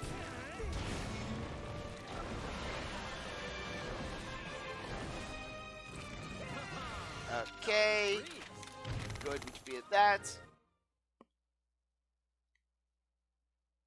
Yeah, though, just the Steve armor has just been one that just I kind of lost track of because of that whole taking away the skill. They took away the skill from the weapon and instead decided to just put it on the armor. Yeah, because just the thing is nowadays, just it feels like the whole dynamic with sharpness has changed. where basically just sharpness is just all the more better of an ability. Just it feels like it's a lot more accessible nowadays in current generations. So yeah, just take advantage of that. But one thing I loved in 4U was just the whole upgrade mechanic with the weapons, because very similar to how anomaly weapons are in the current generation. But it was even better since, okay, yeah, we'll just keep out Diego. It was even better because basically you could give a flat-out defense boost of 60. Granted, it wasn't using true defense. It was basically using the weird scaling defense that was done in that was used in the past. Yeah, that's one thing I was disappointed by, where basically the defense that you would see on your armor and the attack power you would see on your weapons was not your true power output. It was always much less. So seeing that they're giving legitimate stats nowadays, it does certainly feel a lot better. Nargacuga is a cool monster too. You should add a Lucid Nargacuga to the team. Yeah, the thing is this, just I don't think that Luminescent Nargacuga is in this game. Basically, Silverwind Nargacuga is in this game. But basically, but Luminescent isn't actually in the game. And as for just Nargacuga, I was honestly considering adding a Nargacuga as a speed monster. However, the thing is this, just I felt that just any niche Nargacuga could fulfill, Diego could fulfill it just as well. Okay, you're not aiming for that. Okay, yeah, might as well just do that. Okay, who are you trying to hit?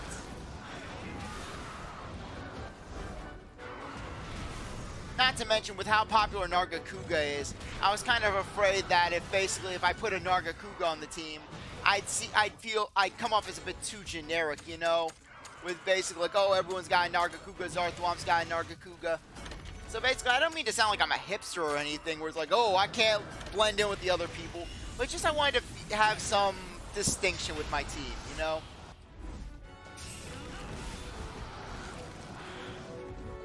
Yeah, though, also with how monsters are in this game, just every monster kind of has its own unique sort of stat roll, where basically just because a monster is really cool in the field doesn't necessarily, in the main game, doesn't mean that it's going to hold up as well in this one. Okay. Tigrex is just as popular. Yeah, but this is a Brute Tigrex. Yeah, basically, no one really thinks of the Brute Tigrex. They think, oh, hey, Brute Tigrex.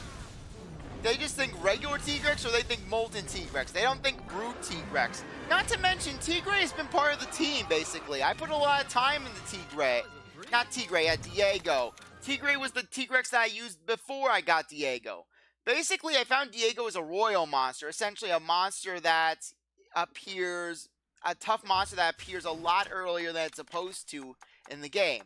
So basically, I got basically the Brute Tigrex that was present in the desert area to flee, and then basically I just saved and spent hours trying to get the perfect egg for the perfect Brute Tigrex egg, and then raised Diego up from there.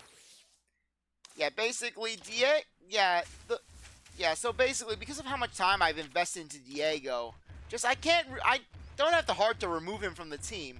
Even though there are technically monsters that could probably fulfill a better role, such as a Bloodbath Diablos, I wouldn't really remove him for that reason. Just because of how much time I put on. Not to mention, just Diego fulfills more of a tanky role on the team, where he can take a lot of hits and just can hold out pretty well. The only thing he's weak to is water, though I haven't really seen a lot of water attackers in this game.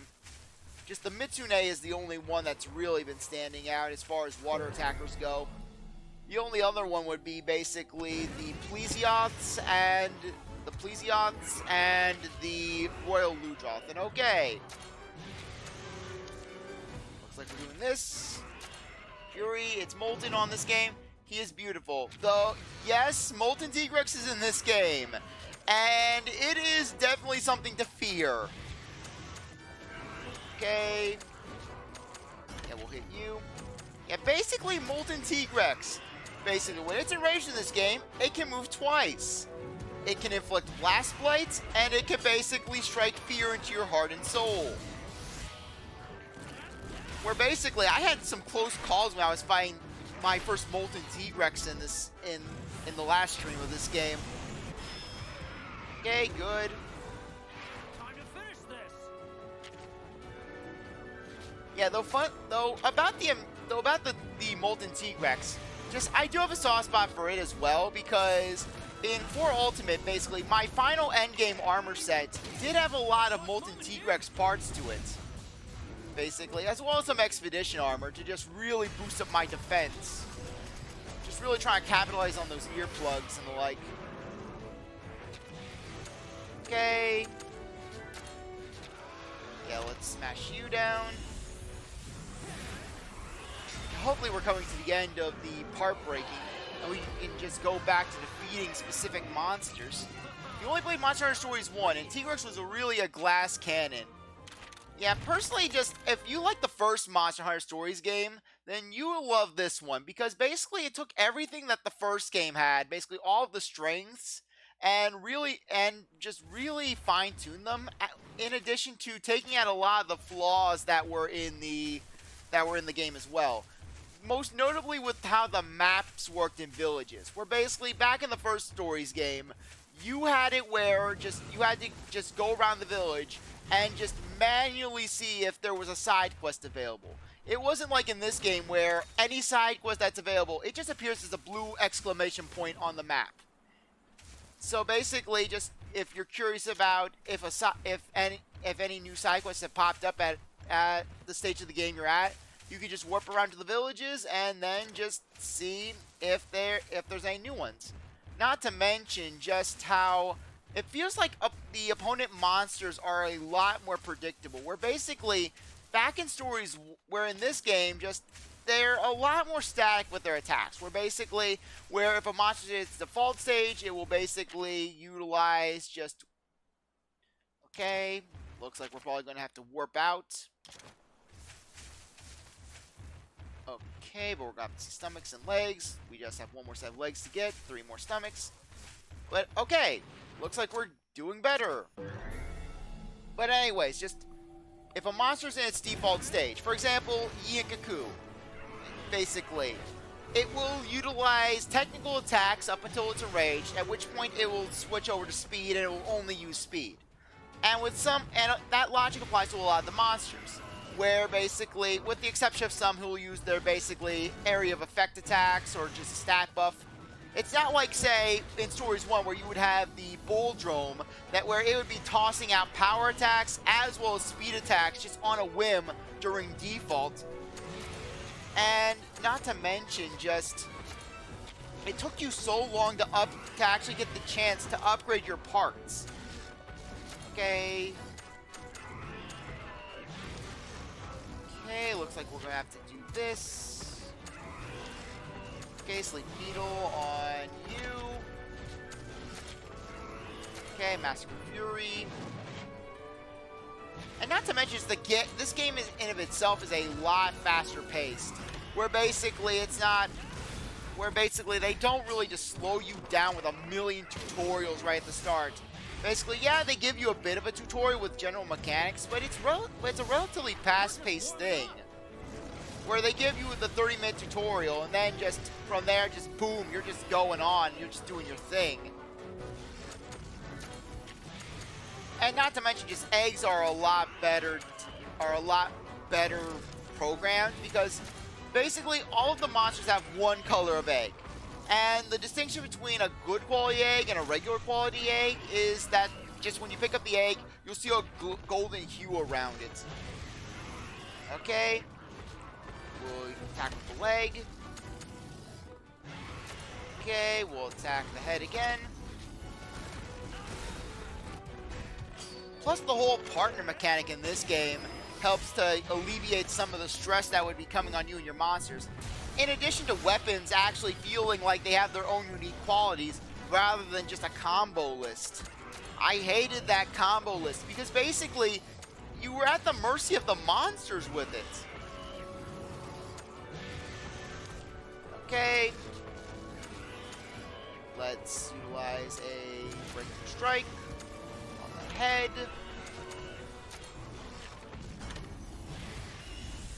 Yeah, basically, after I picked up this game, I was really starting to like it, I was thinking to myself, you know what, maybe I was giving the first Stories game a little too much flack, you know? Just, I wasn't patient with it, and just, I need to give it another chance. However, basically, I did pick it up, and just, after playing this game, I was thinking to myself, I can't go back to this first story game, I just can't. I mean, I gave it the old college try. And while it had the mechanics on paper, it basically was doing it was basically trying its best at the execution. It just felt lesser compared to this game. Really love Stories 1. Unfortunately, you can't play Stories 2 because you don't have a PC or a Switch. You live in Brazil, and those things are really expensive there. Yeah, I feel ya. Basically, just it's like basically with how Ace Attorney Investigations 2 was with me, or the Mother series, basically Mother 3 specifically, where basically just wait, no, not Deadly Horn Jab, where basically with Mother 3 and Ace Attorney Investigations 2, they are Japan exclusive games even to this day. So the only way you can really play them is by emulating them. And while I'm not one of those and while I'm not basically an anti-emulation person, I use emulation pretty frequently myself for the sake of ease of gameplay and accessibility. I'm not the kind of where if I can play the game legitimately, then I would rather play it legitimately, because the thing with emulation is that it's very much a mixed bag when it comes to actually just getting decent quality. Because sometimes it works out very well, but then other times you're dealing with graphical glitches galore.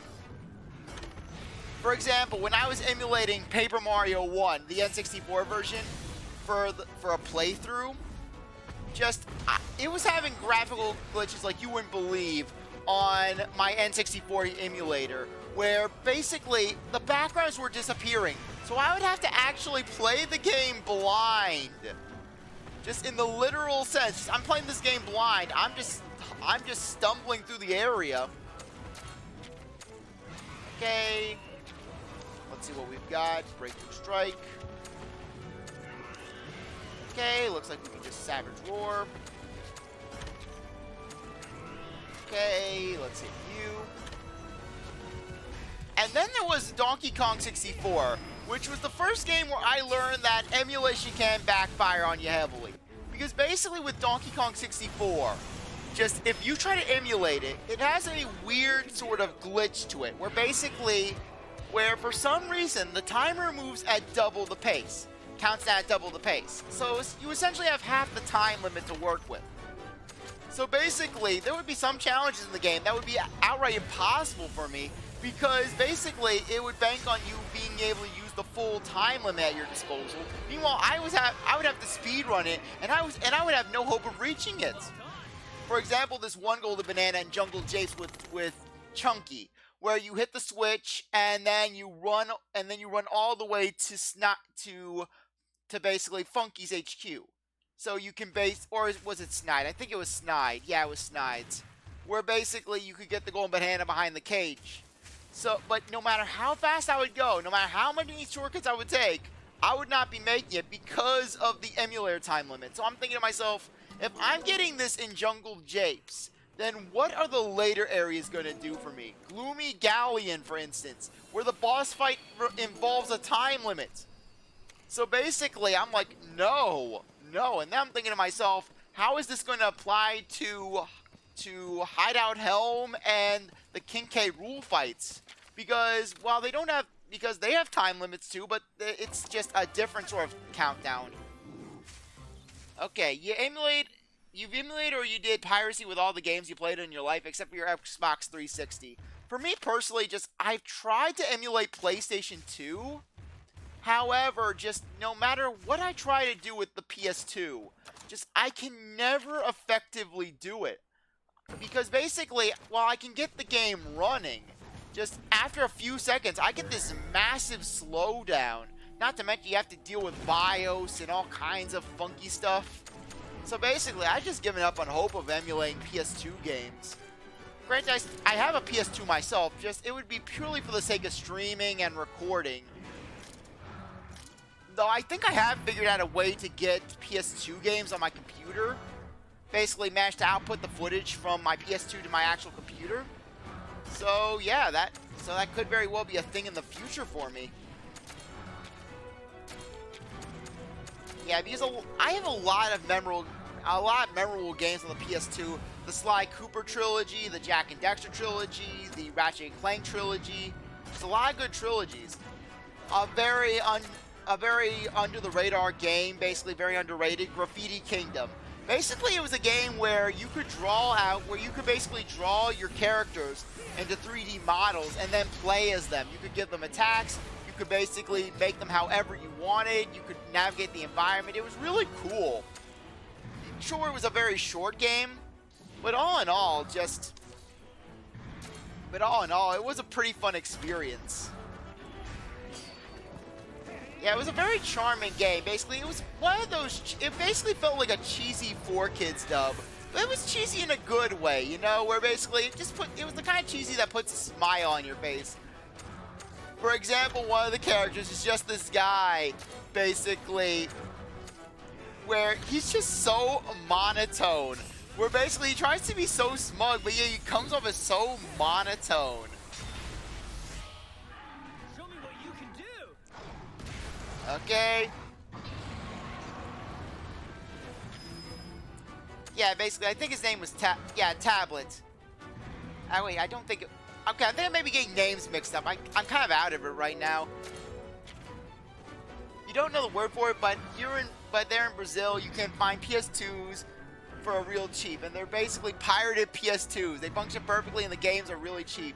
You've played so much PS2 in your life. So, in regards to the PS2's library, what's your favorite game? Or rather, or favorite series if you don't have a particular favorite game, okay? Let's go technical. Okay, we can knock that out. Power.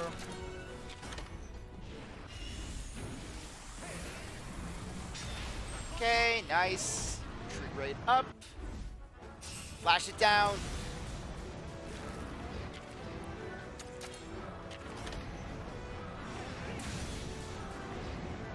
Okay, there we go. And got a retreat off it. Nice. Yeah, though I'm not gonna be using a Royal Ludroth. I used a Royal Ludroth towards the beginning of the game when they were first available, but then I quickly swapped it out when I started to get better monsters. Like, for example, when I managed to find a Royal Monoblos and just put that into the party, just because the Monoblos, I like the design better. I like just the fact that it had better stats. Just overall, just a win-win for me. Not to mention, I was absolutely butchering the genes on the Royal Ludroth, because I didn't know what I was doing. Basically, I was not all that. Basically, I was not a master of genes. In Stories 1, basically, when I got to the gene section of the game, I basically was giving up. My thing was I'm putting genes haphazardly on my monsters, which may have also been a contributor to me having a hard time with it. Okay, we just need to find one more stomach. Come on, one more Royal Ludroth. Just one more. God of War was cool. Yeah, God of War is one that I really loved playing. Just the second one in particular, just because it really did iron out a lot of the shortcomings of the first game. But just also the whole flow of the story. Okay, we are not going to go for you. We have no reason with that one. Yeah, just the bosses in God of War 2. While the standard enemy sections could be an absolute pain in the ass, I love the bosses, especially towards the end game. Every end game boss in God of War 2 felt like a masterpiece, basically. Starting with Perseus, really. just I love the whole you're fighting as a figure from Greek mythology, basically. Just the first time you were really doing that, so it really was basically mind-boggling. And then you move on to the Kraken. Then you move on to the Sisters of Fate. You're fighting one of them on the sword. Okay, let's just warp back. Hopefully this doesn't take away our count. Watch how this takes away our count.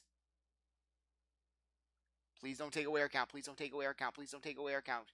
Okay, thank God it didn't take away our count. Okay, now we can just avoid and then just fight a single Royal Ludroth. Or a single Ozeros. Okay, there we go. It will take you out and then... Okay, dodge you completely. Where are you? Okay, that Ozeros was moving so fast. That was the fastest I've ever seen an Ozeros move. It was like it was trying to be Sonic the Hedgehog. Okay, attack the stomach. Attack the stomach. Yeah, though God of War 1 was also pretty solid. Just, I really like the mechanical Minotaur. Just basically this thing just charging out from behind those doors. And then basically you're launching a log right at its stomach. Yeah, though for me, basically, the sad part is that both of my God of War 1 and 2 games, they're basically used. Okay, yeah, we'll warp back. So basically, and they weren't exactly treated very well, apparently. So, just, I've kind of been on, so basically, whether or not they work on a given day, it's kind of like a cross of the fingers. Which is a real shame, because just, I really like the games. The best I could really do was just use some toothpaste to try to restore them. But sometimes not even toothpaste can save the God of War. Okay, it looks like we're going on to Area 5. Okay, Armor Sphere M.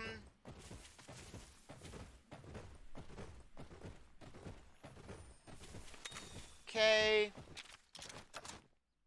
Okay, and it looks like we're losing out, so might as well just warp back to a town.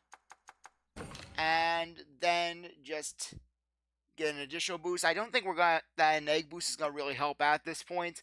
Yeah, if I wanted to get some monster eggs, that would really be a benefit. Oh, another thing I like about this game, they really improved the prayer pot. Where the prayer pot does give some definitively good effects to it. GTA San Andreas was a classic too. Yeah, in Brazil, they sold so many model versions of San Andreas. A really popular one was GTA Sao Paulo, which basically just turned San Andreas into Sao Paulo. Okay, so in regards to the differences, just what was the difference between that modded one? Basically, did they change up Big Smoke's order? Okay. Decreases enemies taken from battle. Yeah, we'll go there. Okay. And we'll basically give an Adamant Prayer. Just because I don't think that the experience boost is doing all that much for us. Okay, and while we're here, might as well just hatch the eggs, see what we've got. Okay, hatch egg.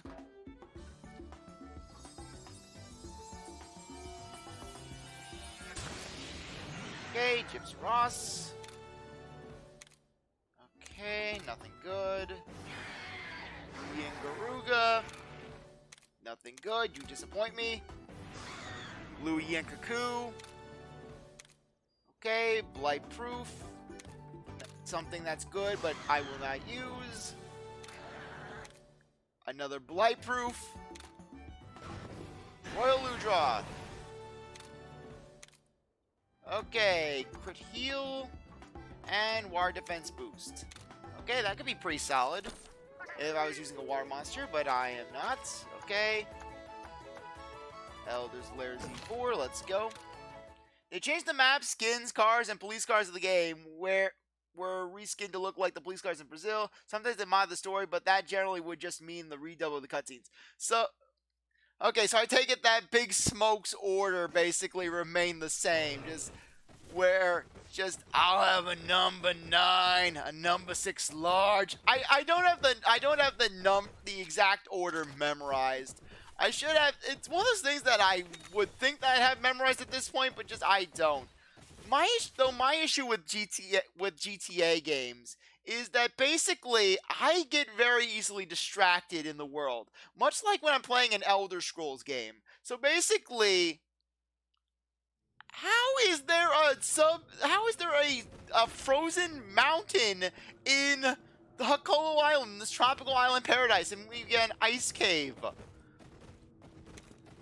Okay, but anyways, just when it comes to GTA games, as much as I love playing them, okay, let's see what we got going on here. Watch how we just, oh hey, defeat just a certain number of monsters.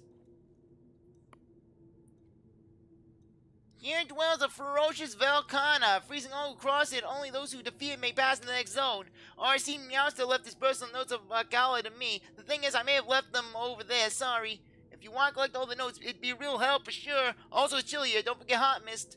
Okay, if that's all we have to do, then I'm perfectly fine with buying a Vakalana. We've already fought one in the last stream, so that should be good. But anyways, my issue is this. As much as I love doing it, just... Okay, I don't think I need notes on how to be a Vakalana because I've already taken one on. But anyways, just back to what I was saying. I love playing open world games like GTA or Skyrim or things like that, but just my issue is this. I tend to get distracted very easily, and then I don't make any progress in the game. I put it down for an extended period of time, and then before I know it, basically I want to play it again, but I want to start it over again because I feel awkward just starting mid-game. So basically it ends up being where I don't even get halfway through the game. Which is really sad because basically I really liked GTA SA. Though the definitive version I've liked a lot more than the original PS2. Sure, the original PS2 has a charm to it, but I like the whole checkpoint mechanic of the HD version, where basically where you fail a mission or you get wasted, no problem, you can just go back and you can just redo at your checkpoints.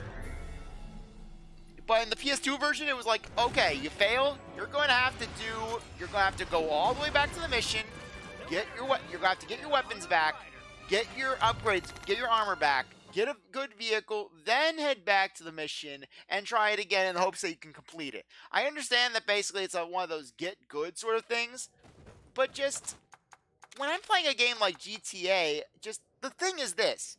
GTA's controls are not exactly the most intuitive, where basically where they feel weird to say the least, where basically just you feel a lot clunkier, you don't feel dynamic. It feels like that the game wants to be basically an action-packed fighter, but yet it's not designed to be a fighter. It's more designed to be like, hey, you're running people over in your car.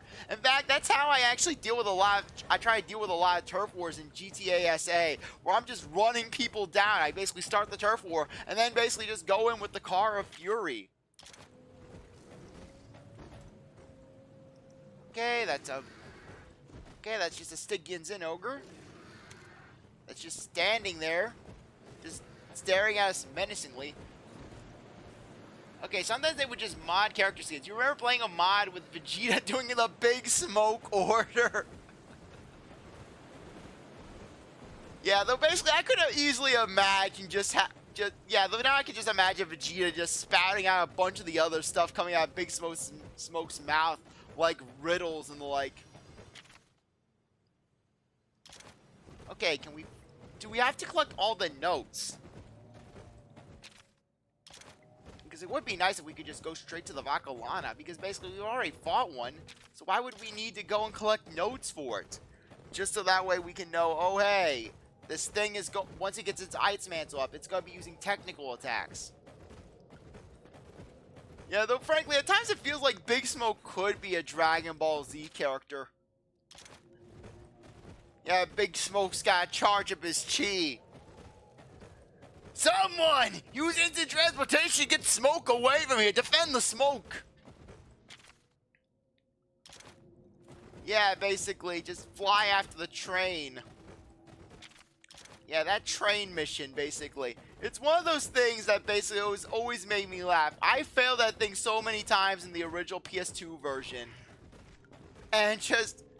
But every time you fail it, you get just the joy of hearing Big Smoke just complain about how all you had to do was follow the damn train.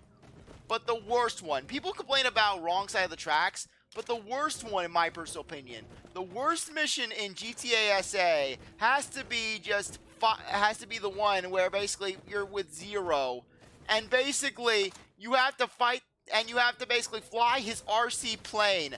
That thing just was so unresponsive. That thing was so poorly responsive. It was frail. It would crash into things. The fuel would drain insanely fast. Ugh, it was a nightmare. And every time you start the mission, you have to launch the Red Baron.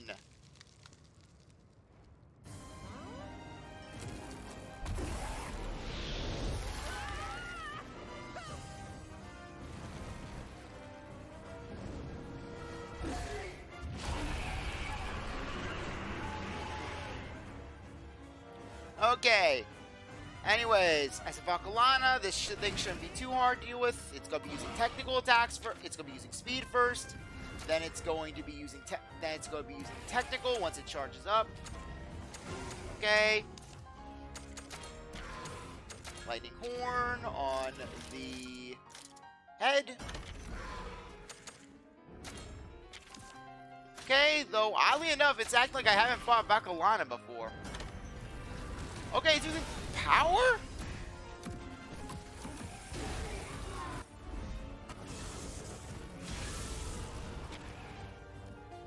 Okay, this thing is definitely posing a threat. All GTA hell missions are bad. Yeah, basically the thing is that just GTA, they did a great job with overall world building, but when it came to things like that,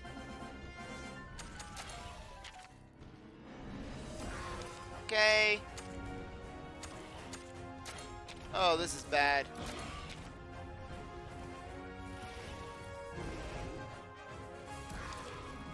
Yeah, maybe I should have went for the notes.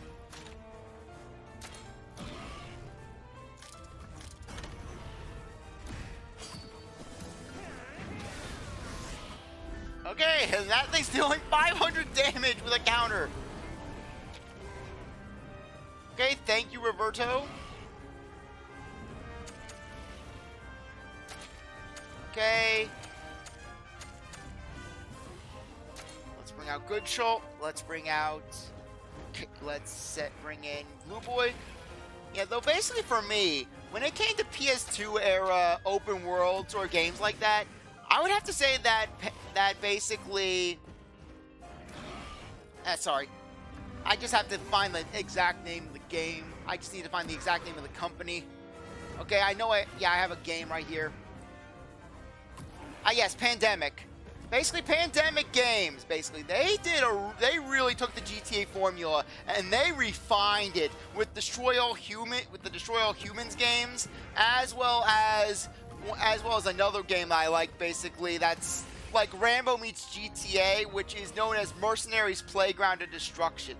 Though unfortunately, Mercenary Playground of Destructions will probably never be re-released in this day and age, due to politics. Okay.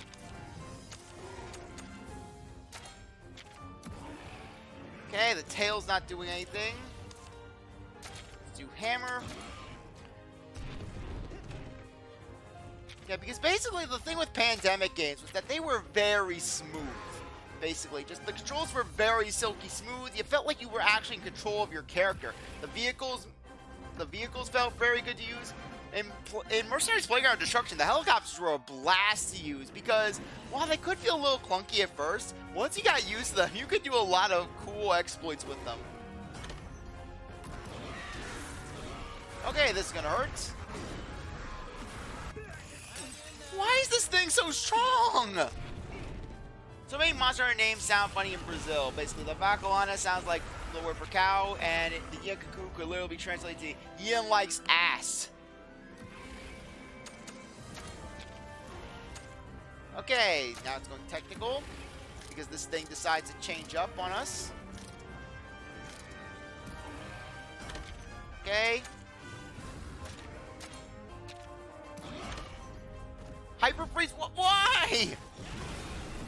Yeah, I like how the game is like, oh, you thought you fought the Vacalana before? Well, now you get this.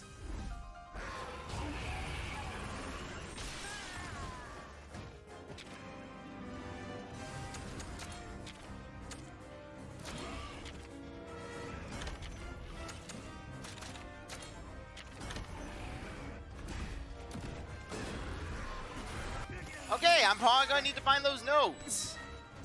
Because basically the game's like, you thought you knew the Vacalana, well, screw you.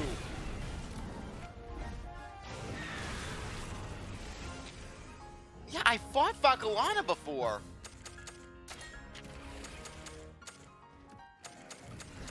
Okay, Vital Essence.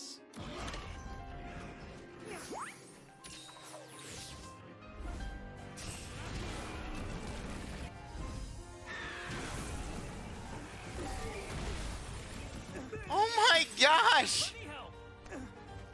What is with the difficulty jump here?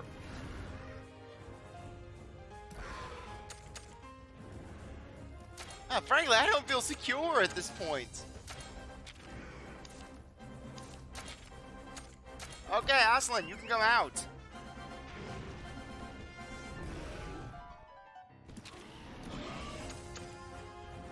Okay. Vital Essence.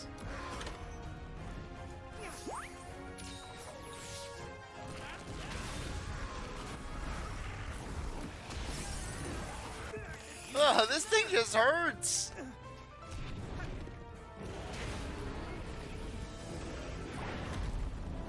Yeah, exactly. I'm trying to put up a fight here, but basically, but this feels like a rank 9 Vacalana, basically.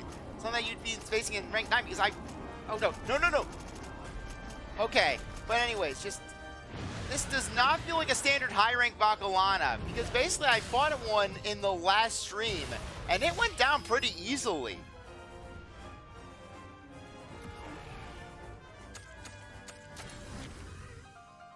Okay. Valiant Flare.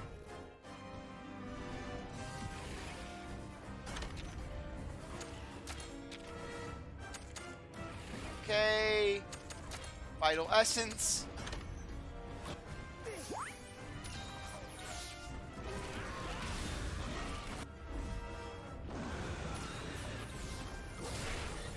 Oh, this thing just keeps hitting.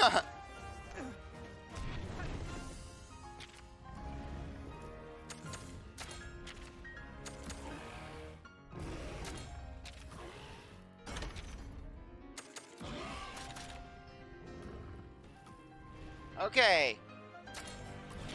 Hopefully, please, technically. Yes, thank you.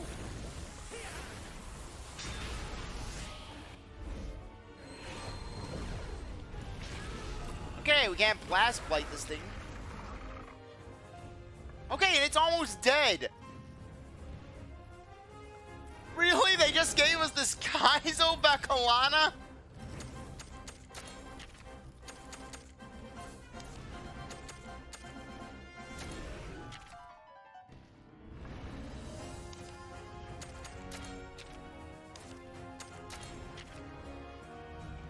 Okay.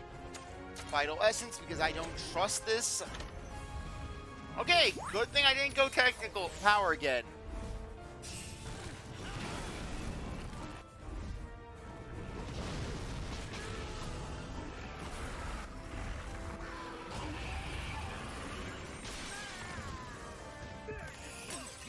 Yeah, I love how just my strategy in this fight has just been tank every hit.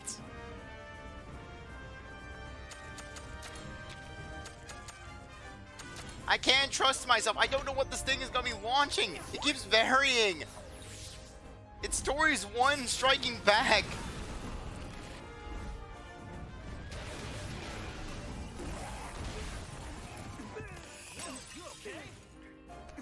I am not all right.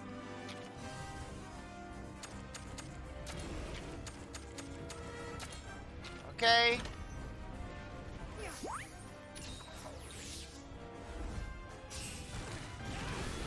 Please tell me that we won. Yes, thank you. That was not a normal Vakalana. I am sorry, that was not a normal Vakalana.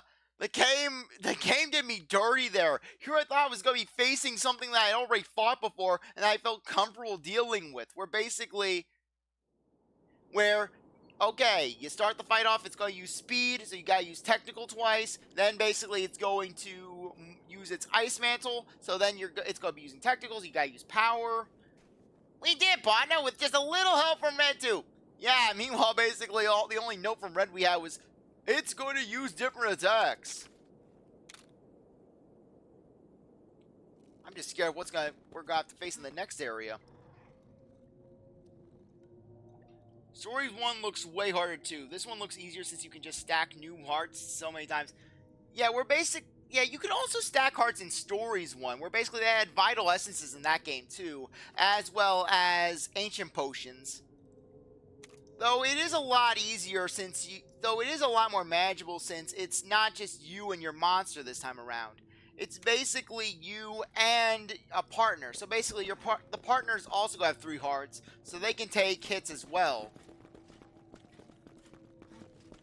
Oh, but really, that was definitely something else. I did not think we were going to be getting out of that one unscathed. I am only scared of what we're going to be encountering later on, because I would not be surprised if we were facing a Fatalis at the end of this thing, because basically I've seen a Fatalis quest on the board, and, well, and it's a question mark, so I would not be surprised if there's a freaking Fatalis that's hiding at the end of this thing. Okay, Cole. Yeah, I'm just gonna warp back to... Yeah, I'm gonna warp back to Lucian, so that way I can restore my hearts. Okay, you did almost 100% Stories 1 without using Vital Essences. Yeah, well, if it's any consolation, for a good chunk of this game, basically up through the second area, up through the third area, I didn't know that Vital Essences were an option. Basically, I had them in my inventory, and then I just somehow found it on an accidental usage. It's like, how long did I go without realizing this was a thing?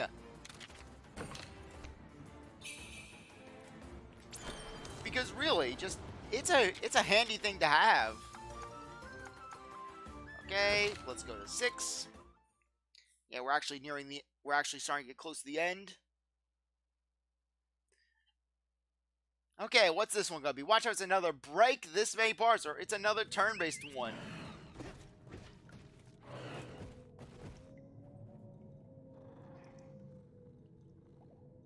You are seeing Meowster's descendant. Yes, curious indeed. No doubt you have ambitions to reach the Vile Zone.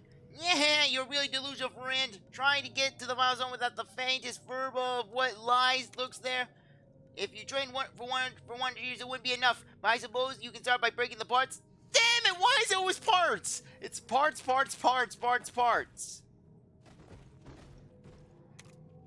Okay, head, stomach, tail. Okay, Bracky time.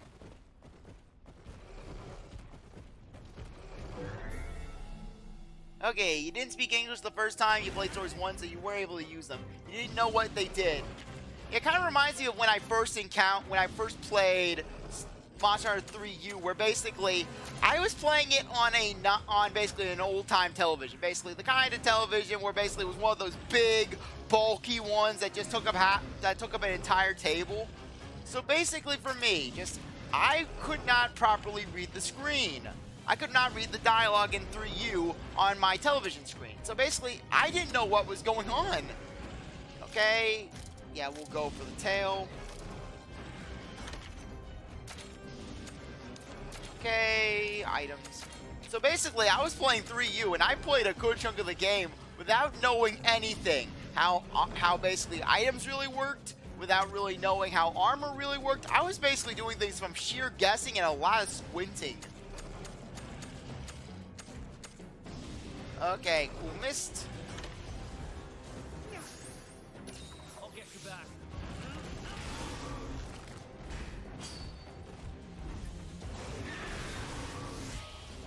Okay, but the monsters here are definitely getting stronger. Okay. Okay, Master Fury. Yeah, this is probably gonna continue on for another stream, at least one more stream after this, because things are definitely picking up. I may have to do some training off screen just so we can have a chance at winning. And just really train the party up. You played on one of those tube TVs till recently. Retro games did look better on those though. Yeah, there was a bit of a charm to it. Okay. Okay. Let's go for the tail. Okay. Where is it? Absolute evasion. There we go.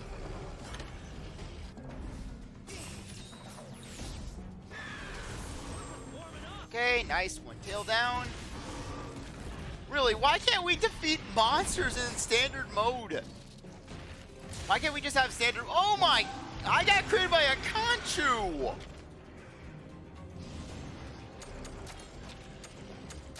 Okay, this thing is going to be using technical, I believe, or it's going to be using speed.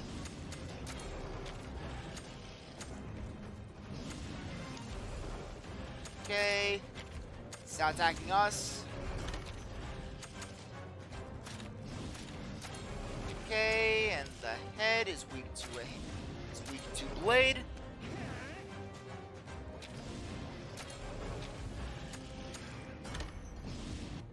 Okay, it's tech seal on us. Yeah, hopefully we can get around that. Okay, Conchu down.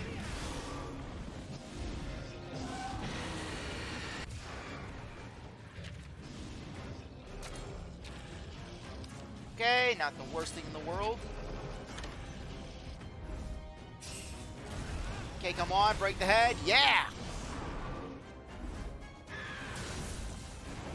Yeah, that was one thing about Bracky back in the day that just always put me on edge. Having to break its hands and break its head in order to get the parts needed to make its hammer. I remember back when I was playing 3U, and I wanted to get my Bracky hammer, so I didn't know how online rooms worked. I didn't know what G rank was, so basically I go into G rank and I'm like, hey guys, mind helping me out with this Brackadio's quest? And they're like, that's the wrong rank. That's the wrong rank. And I'm like, how is it the wrong rank? It's a Bracky.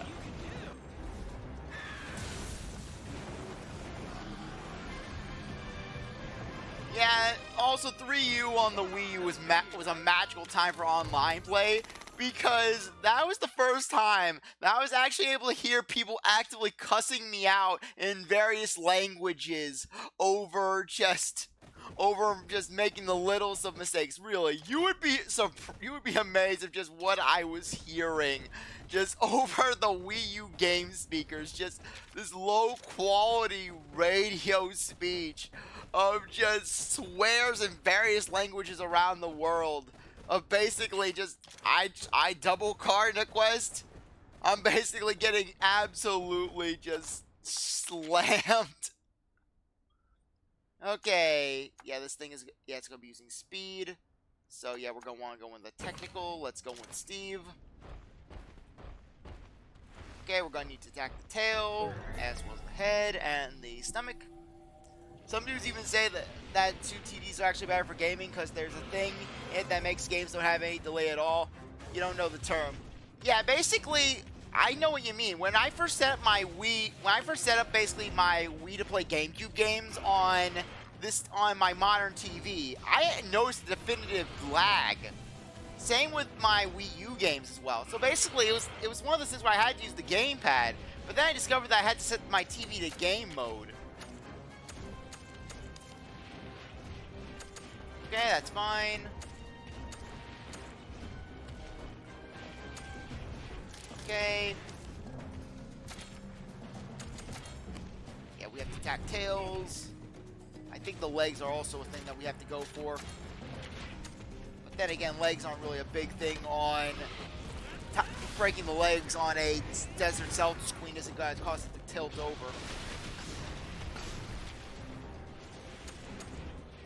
Okay, looks like everyone wants to be our friend.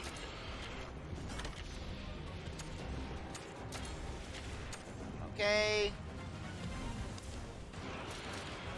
Let's use a technical on the...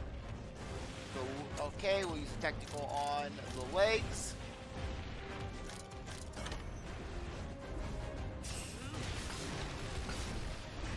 Okay, how much recoil we gotta take from this?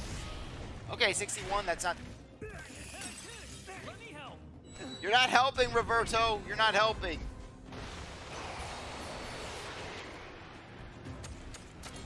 Okay. 1,000 blades on the leg. Okay, we'll use a power on you. Okay, get that Ultra off away. Okay, let's see how much this does. Okay, pretty solid damage. At least we got a bleed off of it.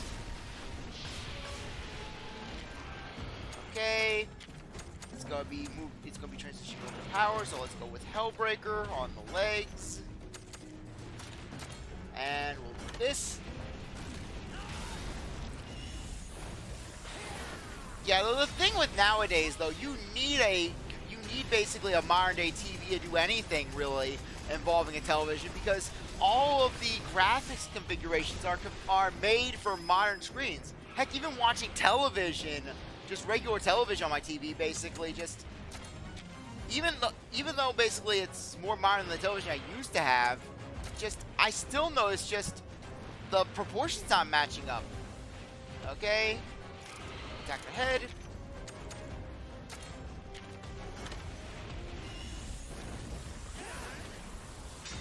Okay, nice. Oh, that was beautiful.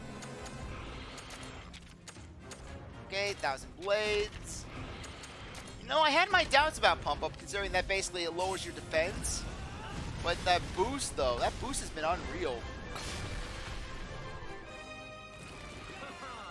That was a breeze. Okay.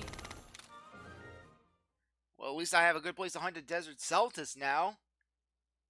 Yeah, too bad I didn't know about this while I was still upgrading my weapons. Instead, I had to do a trial mission. Okay, sever tail. Okay, we still need 6 stomachs. Okay, let's check out down here. Okay, combine. Okay, I can at least create a new Vital Essence. Yeah, I may have, push comes to shove, I may have to do some grinding off camera to just get some more Vital Essence and Ancient Potion. Actually, no, in terms of Ancient Potion, we're doing pretty well. Okay, let's see what's over here. Okay, Glavinus. Okay, I think this thing is going to be using speed. So, yeah, I think it would be a good idea to stick with the tech. There, it's going to be going for power.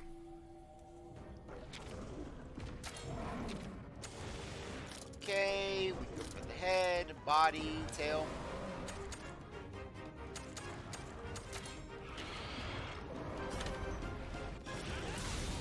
Okay, good job, Roberto.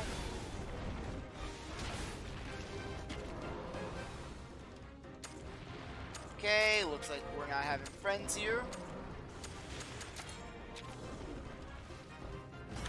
Okay.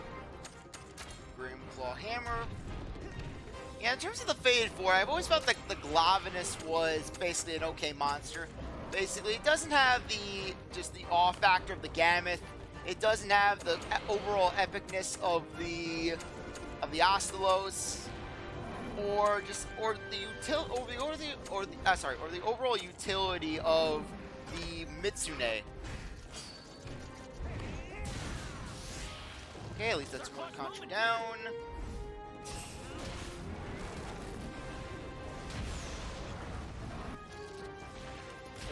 Okay, that's fine. Kind of weird how it feels like we have a bit of a downgrade in terms of the enemies after fighting that Bakalana. Okay, we'll attack the tail. Though not taking you out.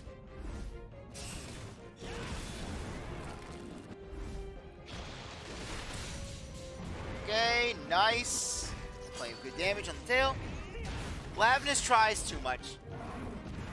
And plus I have a bit of bad memories fighting the Glavenus just because it's one of those monsters that I could never effectively dodge because that tail has an insane range to it.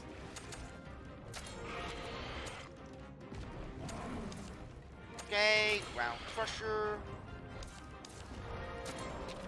Okay, kind of a shame. Okay, I think this thing is going to be using technical.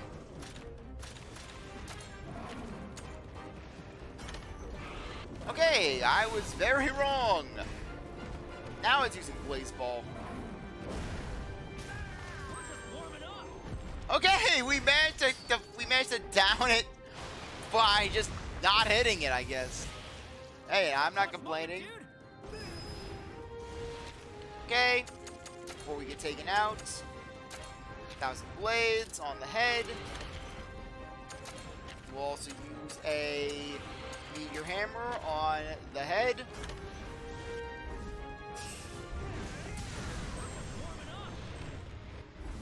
Okay, 1,000 blades. Oh, that is beautiful.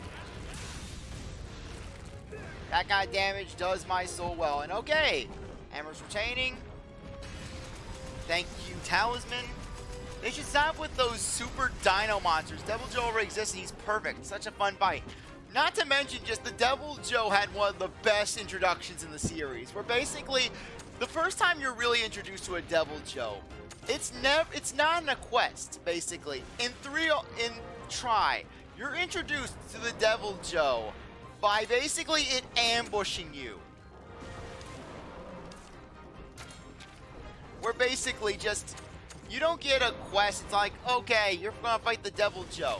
Basically, typically the first time you encounter a Devil Joe in Try, basically all that's happening is, you're just going, you're fighting some Jagia, you're just enjoying high rank, you're getting used to things, and then all of a sudden, just bomb, bomb. A Devil Joe just instantly killing a great Jackie like it's nothing. And then basically you're warned the Devil Joe is scary. Okay. Yeah, and then from that point on, you pretty much are, the only time you're encountering a Devil Joe is in an ambush scenario. Whether by a Crimson Kurapeka or just appearing out of nowhere. And then later on in high rank, then you finally get to fight one as a dedicated hunt. And it feels like it's an earned victory, you know? You feel like you've earned the chance to fight this beast that basically has a pretty badass lore to it. Where basically the whole lore of the Devil Joe is that because it's so strong, it has such a high metabolism, it needs to eat all the time. If it's not eating, and so basically the Devil Joe is always in this eternally starving state. And just so, and it seemed really reflects that, where it's like, I gotta eat, and then basically just the Devil Joe's eating everything that it comes across. Okay, we'll stick with Steve.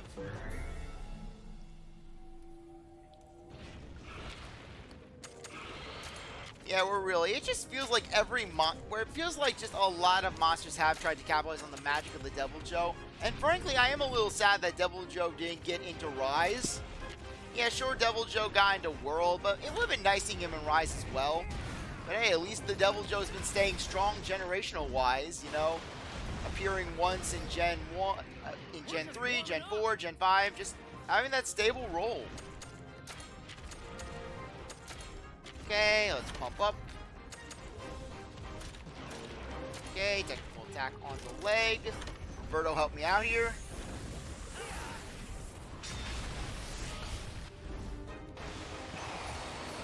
Yeah, just one thing I like about Steve is the fact that he just delivers. He just delivers with absolute lethality. Just making him bleed, striking him down. It's beautiful. Devil Joe makes you have a heart attack And it also, and what's really funny is the fact that the Devil Joe is essentially a glorified pickle. Oh, right, power. Like, I was in rage for a second. Okay, good. And plus, Devil Joe armor just looks so badass. It feels like something that you'd see in Mad Max.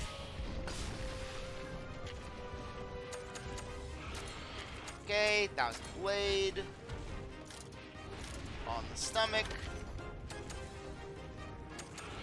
Okay, let's try to break that stomach. A Heartbreaker would have really worked. A Heartbreaker would have been really nice. Okay, we get that right. 1000 Blade. I'm so close. It looks like we're gonna have to farm Desert Celtics just for their stomachs. Devil Joe is such a cool and simple monster. Perfect concept design. Monster Hunter, I've seen some polluted Triart designs like the Frontman Rathlos, but there's so many cool and simple designs such as Joe and Kezu. Yeah, personally for me though, I prefer the Giganox over the Kezu. I just feel like the Giganox just has a smoother design. Just not to mention the Giganox actually is a theme, unlike the Kezu where it's like just you want silence, you get silence. Okay, we have power. Let's see, yeah, we're going basically. Yeah, let's go with good Shulk. Change things up a little. Yeah, but the thing with the Rathlos, it's essentially the Monster Hunter version of Charizard, if I'm going to be honest with you. We're basically just... Okay, I think that's going to be aiming for Roberto, so let's just take advantage of that. Okay, let's get our bow out. Yeah, we're basically where it's like Capcom wants you to think, oh, the Rathlos is really cool. Heck, in 3 Ultimates, basically, the Fracadios, it's like the big flagship monster of that game, where basically they're introducing a new element with it, a new blight with it, they're introducing a whole new elemental weapon with it, it's this new monster of the series in general. And heck, I think that in the Japanese version, it is the flagship monster of the game. That or it's the Zinogre that's the flagship monster. But then the North American version of the game, they have it where the flagship monster of the game is basically the Azure Rathalos. This generic subspecies. Sure, the Azure Rathalos has a pretty cool design, don't get me wrong. But it's pretty much just a Rathlos, but blue. Okay, Vengeful Ice Drill on the body. Actually, no. Let's use it on the head.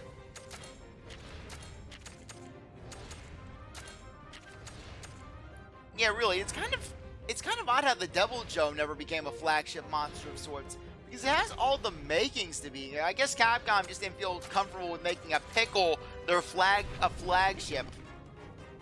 Like the pickle just does not do it for me. It's not gonna be strong enough. Speaking of which, I'm kind of disappointed that they never put a Monster Hunter character as a playable fighter in Smash Bros. Ultimate. They have the Rathlos as a boss, complete with the music, complete with gimmicks from the game, yet they don't have the Hunter. Freezing Burst.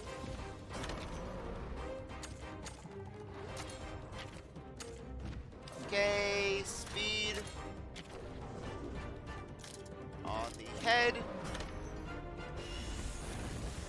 I think Kezu could have been stylized to survive a horror fight. There's so much you can do with him. Giganox is more of a beast version of Kezu. It's like an edgier reboot version. It isn't bad. You would say that the Kezu is a very niche monster that just needs proper use. Yeah, I can see where you're coming from, but with me, a lot of it boils down to just giving it some music. I understand that the Kezu is a blind monster and it's not really seeing you, which is why they really go in that direction. But just... I like a little music when I'm fighting a monster, you know? Especially when the Kezu's just roaring a good chunk of the time. It feels like the Kezu's theme is just its roar. Where with the Giganox, basically, just you at least got to hear the Tundra music. So you at least had that going for you.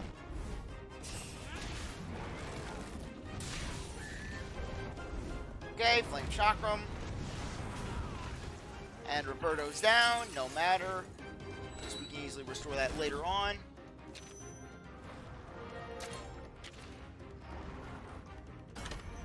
Okay, it's using tactical. Okay, thank you, Roberto, for the save. Yeah, I just love that bonk. Yeah, but that's the beautiful part about the Monster Hunter series, where basically everyone has their own unique taste when it comes to monsters.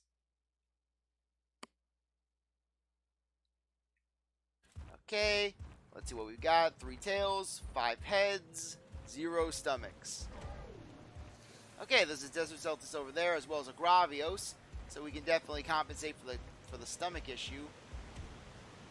Okay, hopefully we can get them separated, so that way we don't have to deal with both of them at the same time. In that case, just Diego would be our best bet.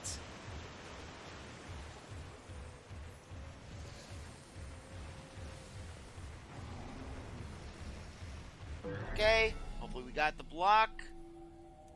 Kezu should have really ambient noise during his fight, something more eerie that make you feel like you are the one being hunted. It's a cave monster and you are invading its habitat, in which he is a master.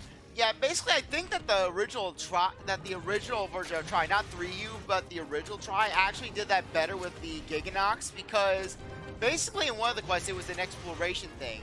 And in Try, they actually did make the caves, in the original Try, I think they made the caves darker. Okay, we'll aim for the stomach. Okay, stomach. So basically, you would enter the cave, and there would be a Giganox there, so you'd be in the dark, and it would be happening. So I think that was a bit of a compensation in a way. Okay, technical on the stomach, and I actually selected power.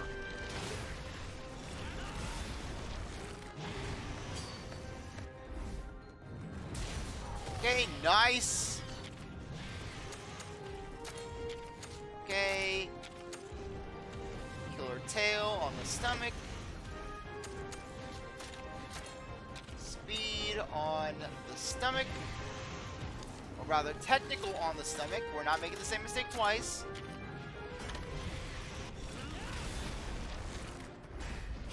Okay, let's see. Yeah, or at the very least give Kezu a more... Give the Kezu a more pleasant roar, because really, the Kezu is one of the shrillest roars in the series, and just when you combine that with its lack of music, just it really just cuts through ya. Okay, Sleep Needle on the stomach. Okay, let's use a speed attack on the stomach.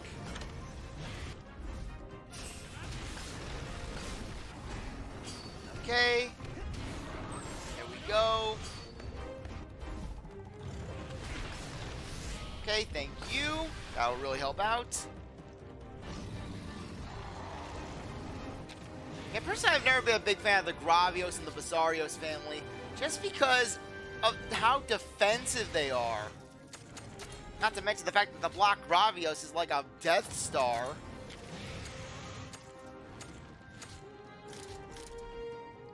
Okay.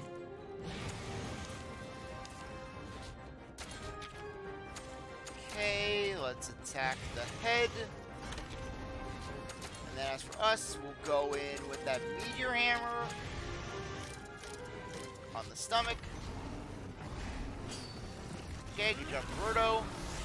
You could have attacked the head though, that would have been nice. Okay, wake up.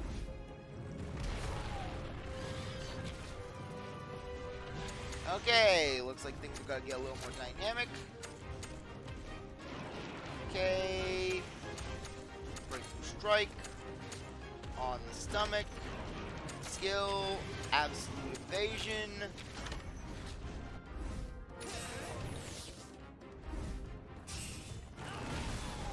Okay, you gotta aim for the head.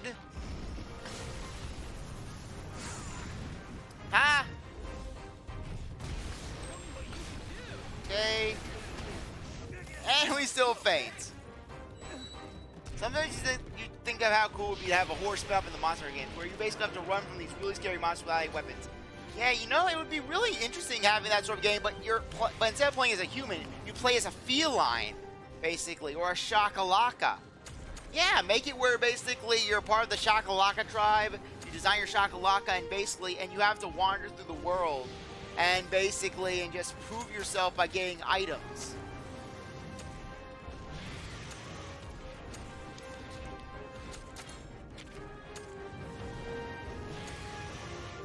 Okay. Let's see what we're dealing with. To be honest, I think the Black Gravios can go down. Ancient Potion.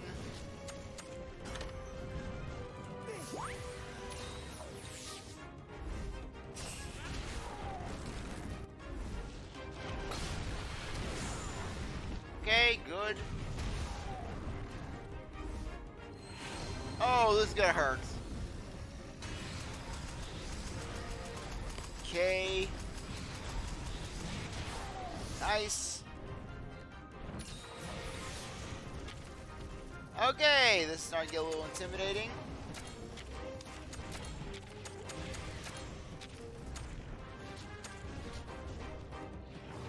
Okay, as much as I don't want to do this, I think this would probably be best. No better team than 100 riders. Okay, at least we got the stomachs out of it. Yeah, and make it like a first-person view sort of game. Yeah, that could really work, you know? Just really make Monster Hunter just a full-on, all sort of genres type of game.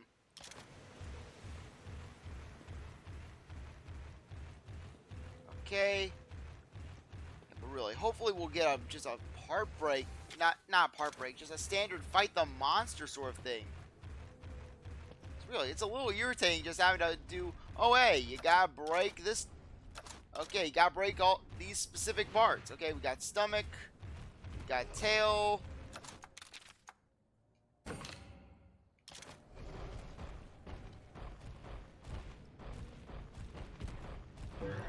Okay. Black Gravios look so good. It's crazy how better looking things can be just by making it black. Okay.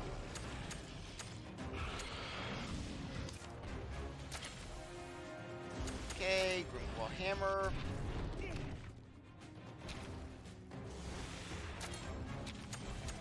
Okay, let's just take care of that one Conchu.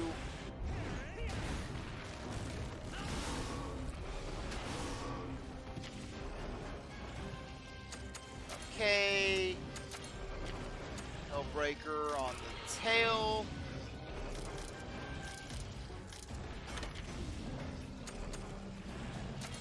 Okay. Okay, who's the power attack going against?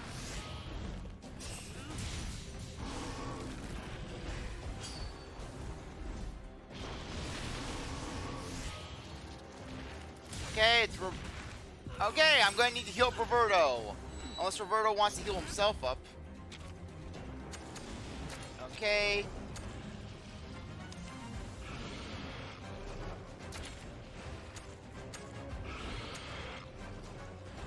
Okay, looks like we're going to have to go with Diego.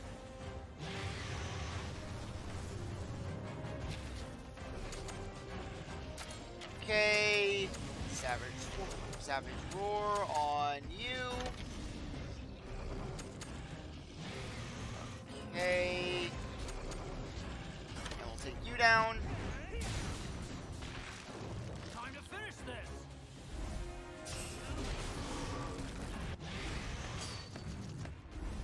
Okay, this should help us out. Come on, down, down. Darn it. Show me what you can Apparently do. you get down to Brachydios.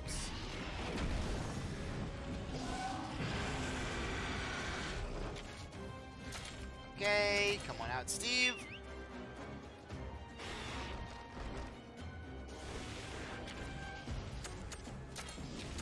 Okay. Pump up.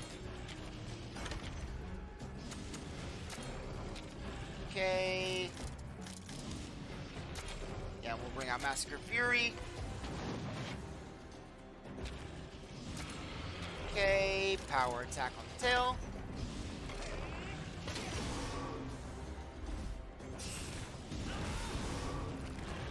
Okay, at least we almost have the head. Okay, this could be bad. Okay, great.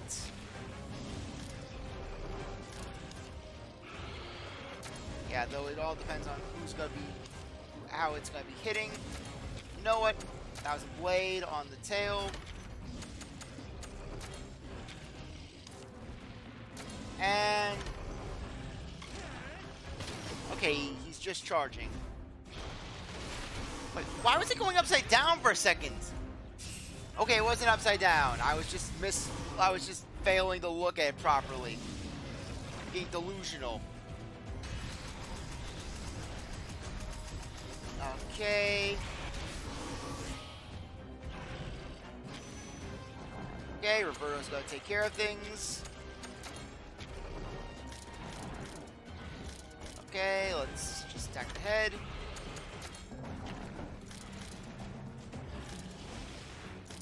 And we'll attack the legs. Okay. Here we go. Got the head.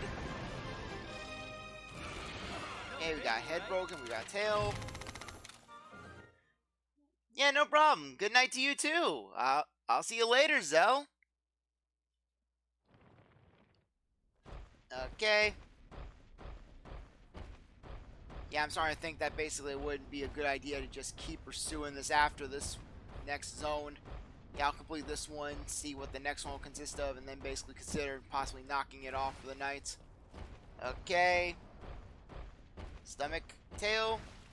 Roberto walking casually.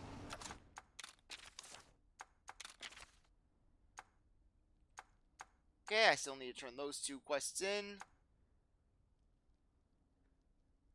Okay, I guess I need to actually return to the one village to turn that one in. Okay, items.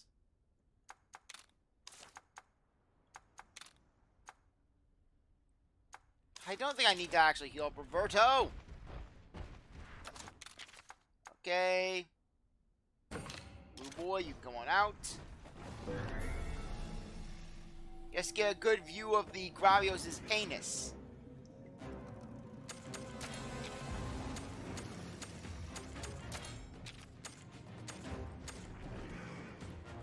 Okay, stomach. Claw hammer.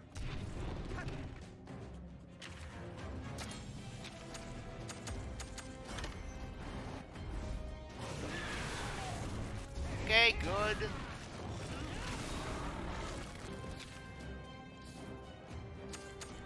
Okay, lightning horn. Okay, switch to power. Diego, it's up to you.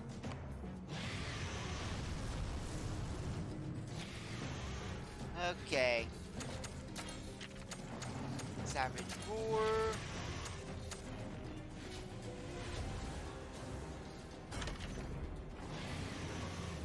Okay.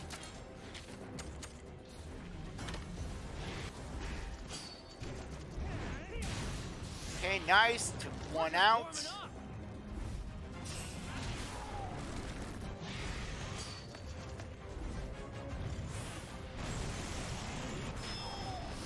Okay, good.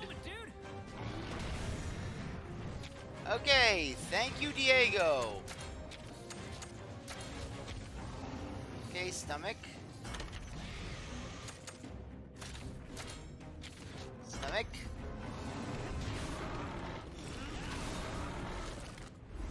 Okay, it's gonna be paralyzed. Got that working for us.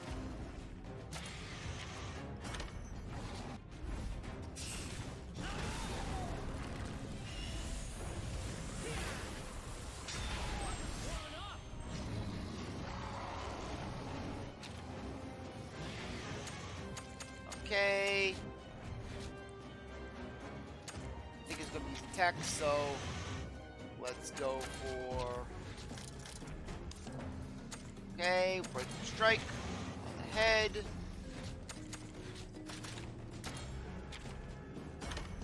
Yep, we were correct on that guess.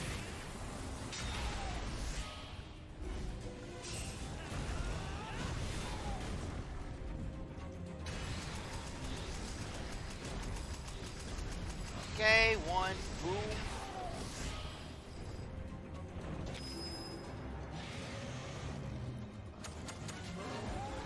Okay. Strike on the head. And spitting meteor on the head.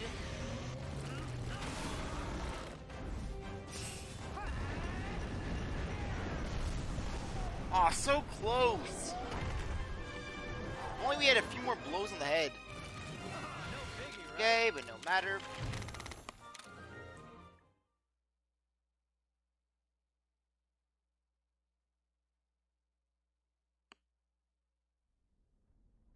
Okay, we got the head.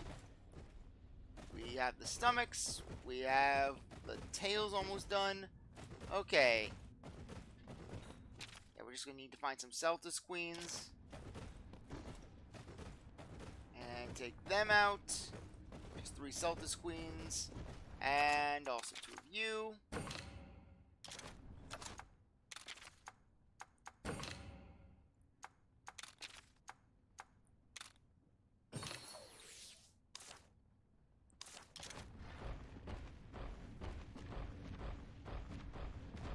Okay. Yeah, it would probably be best for me just to end things off after we get through this next area. Get through this chamber. Okay. Let's go for the tail. Yeah, unless of course it's one of those turn-based battles. Which I think we would easily be able to knock out.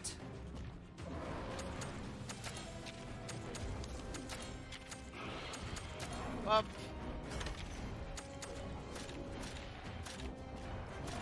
Okay, attack the tail.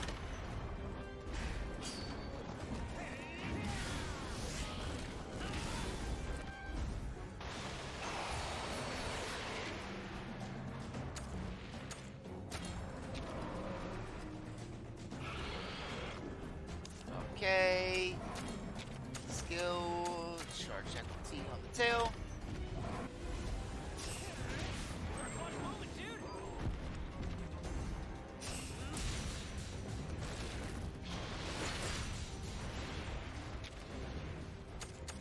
Okay.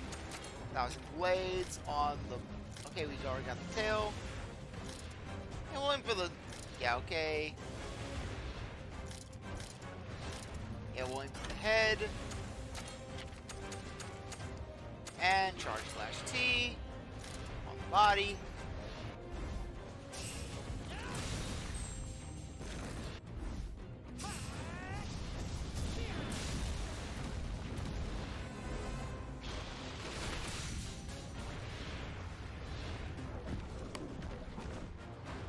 Okay, we've pretty much broken everything on this thing.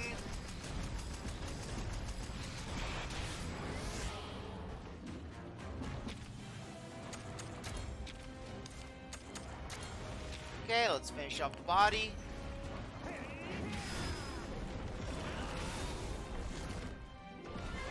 And we've done it. That was a breeze.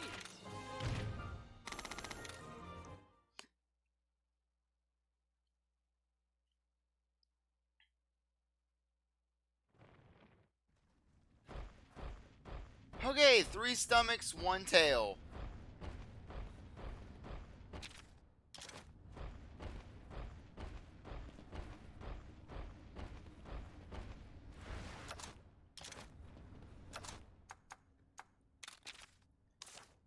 Okay, looks like we're gonna be in for a real fun trip, a real fun one.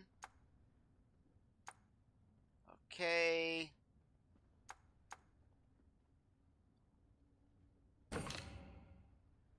Okay, Grumble, you can go in for this one.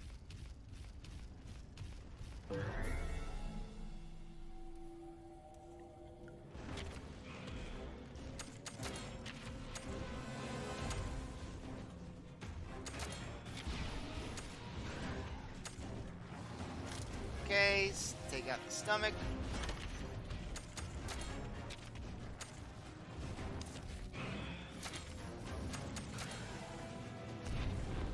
Okay, we're going all out for stomachs.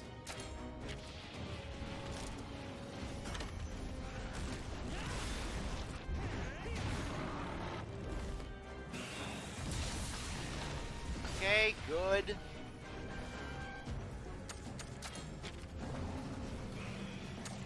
Okay, Thunder Fist.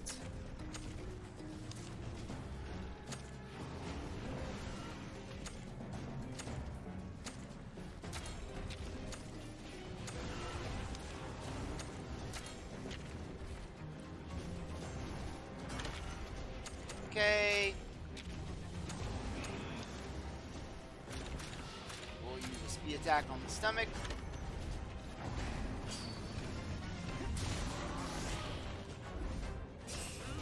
And once we get the stomachs defeat, once we take down the stomachs, we are going to quick defeat this fight.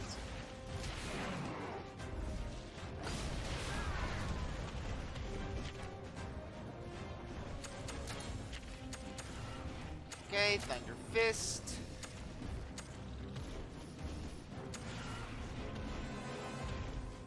Okay, it's only attacking Roberto, so we'll attack Thunder Fist the stomach.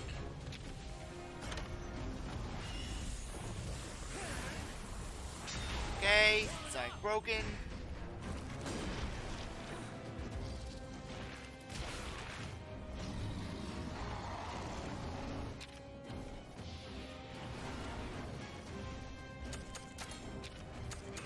Okay.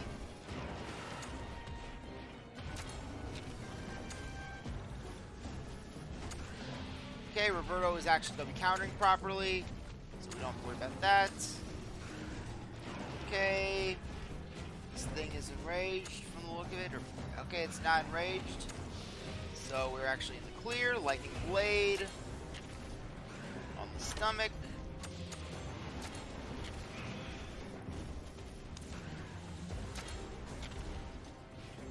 Okay, technical attack on the stomach.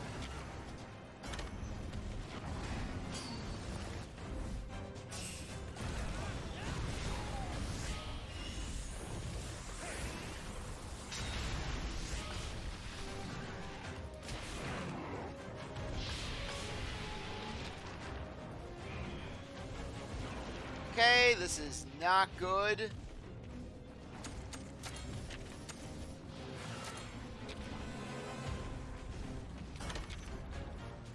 Okay, skill, absolute evasion.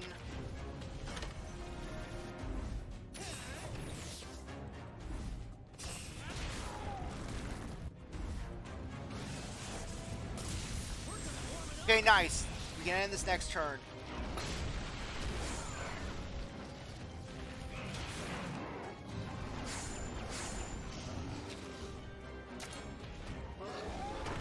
Okay. One more stomach to go.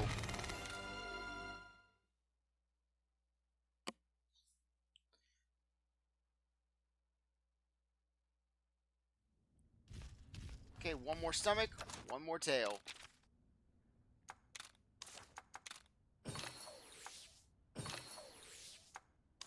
Yeah, not to mention I have to grind up for some more items. Okay.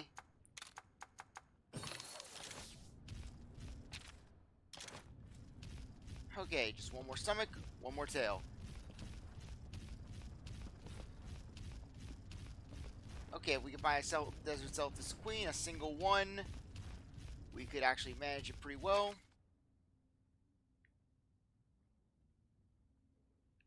Okay, looks like there's an upper route that we failed to check. So let's see if there's a Desert Celtis Queen up there.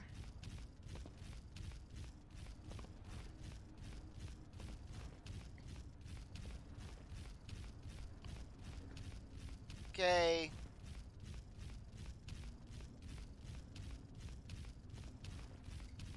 Yeah, though I can only imagine what else lurks in this area.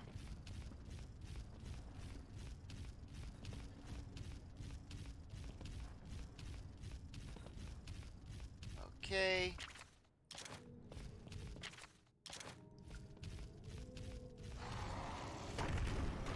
Okay, just a Basarios.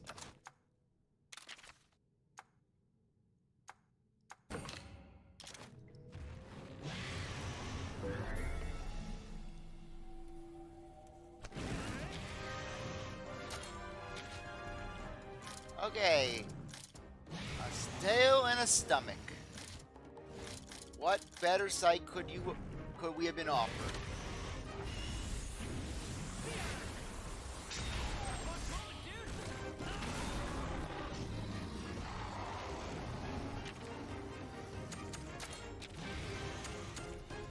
Okay, breakthrough strike on the tail.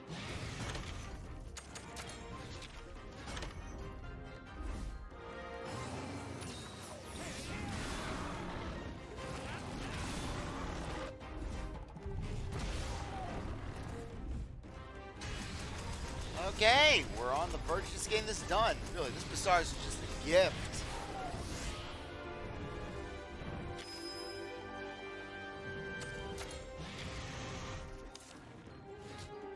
Okay, this thing's losing speed. So it's a tail.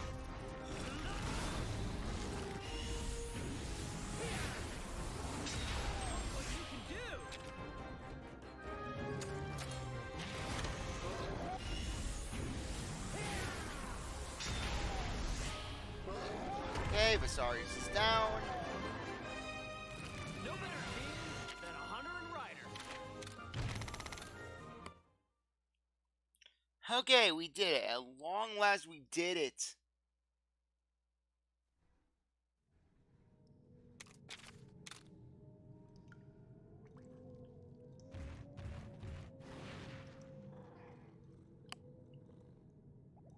Yeah, so this goes on just for show after all. I suppose you have proven your strength, but don't get out of your whiskers. The final zone holds a formidable challenge, like you couldn't imagine.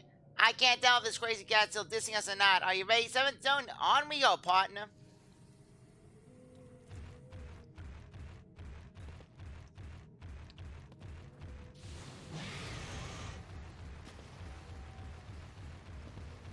Elder's Lair, Zone 7.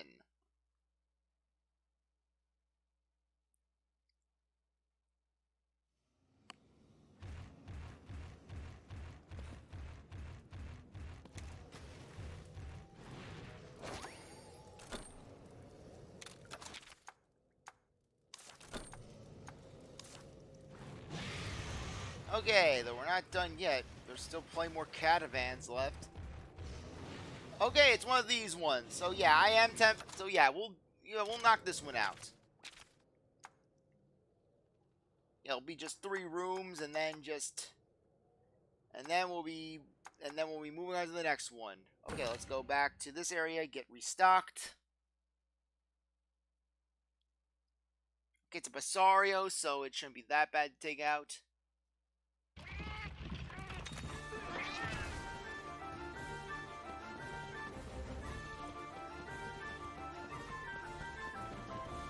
Okay. Pray. Add him in prayer.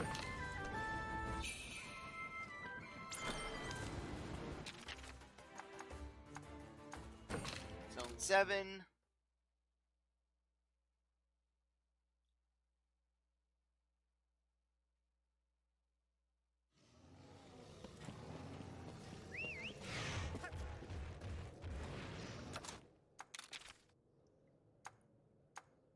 Okay.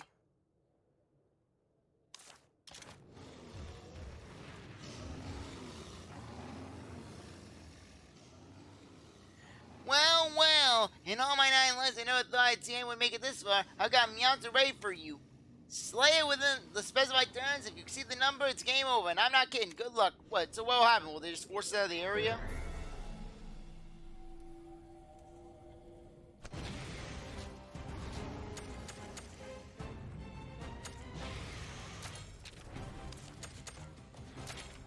Only 10 turns.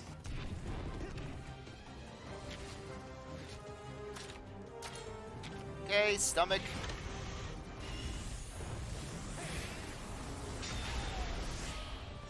Okay, this is a bulky monster.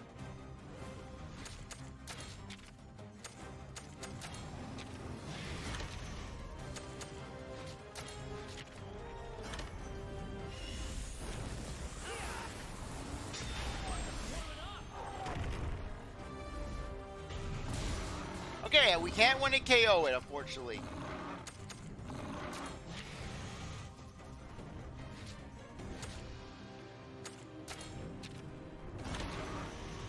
Okay, skill. Meteor hammer.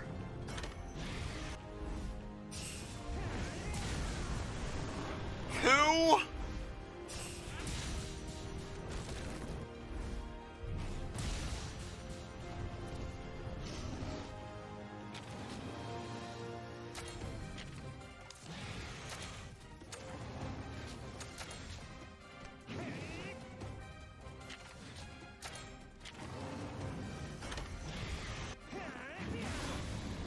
Okay, that's not working either.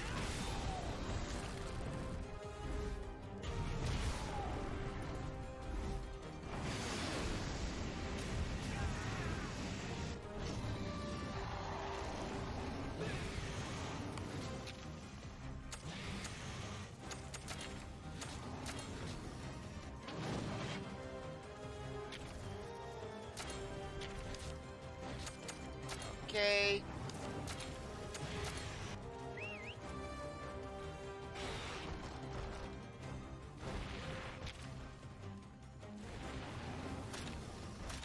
Okay. Let's go.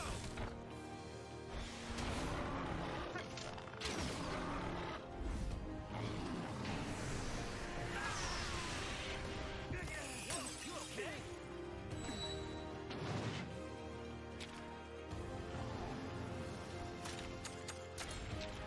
Okay, ground crusher. Yeah, we're not gonna win this one. Let's go.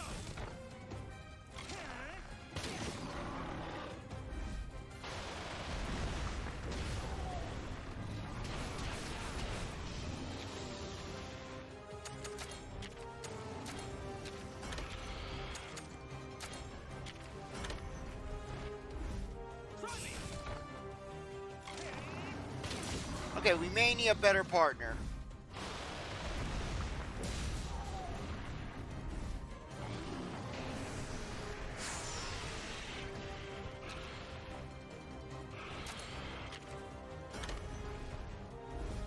Let's go. We are not getting this. We are not getting this.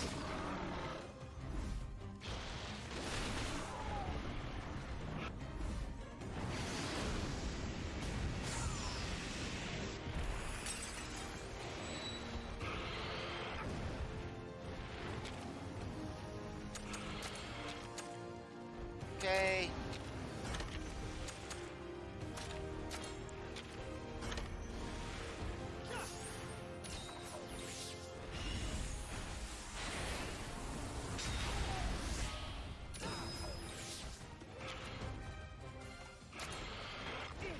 Okay, let's see how much this will do out of curiosity.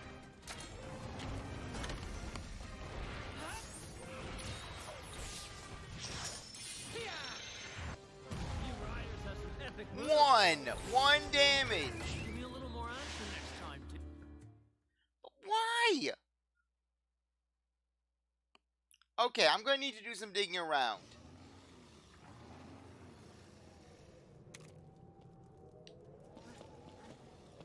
Okay, maybe it's because we have to use a water monster. Okay, let me just warp back. Let me just warp back to Lemure and to Lulucion and get a game plan going on.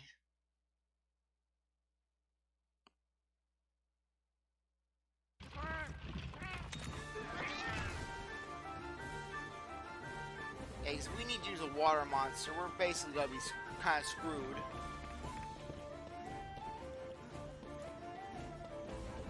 It's because I don't exactly have a bunch of multi-element monsters. Okay.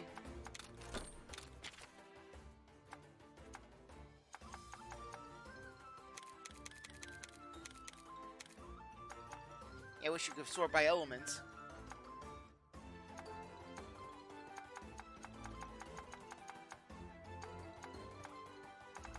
Okay.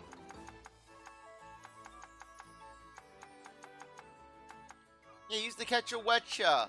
The horrible quality catch a wetcha. That or I bring in Guppy. Yeah, bring back Revenge of Guppy. We've got Mitsune that we could potentially use.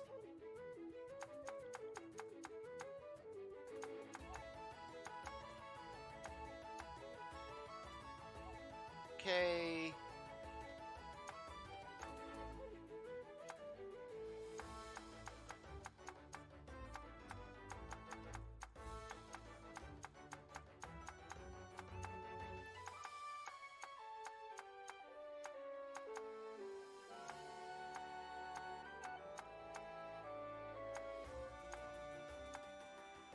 Okay, any water that I could effectively use?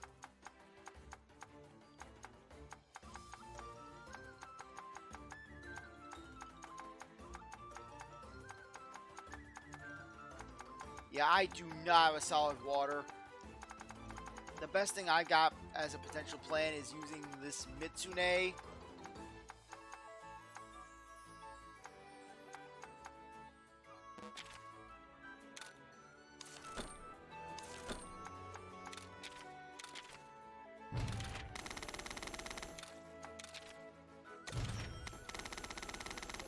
Okay.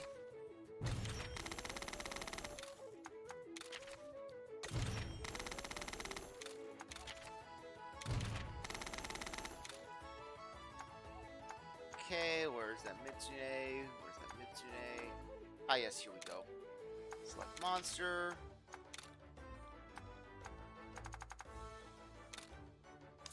Okay, that's not gonna do much.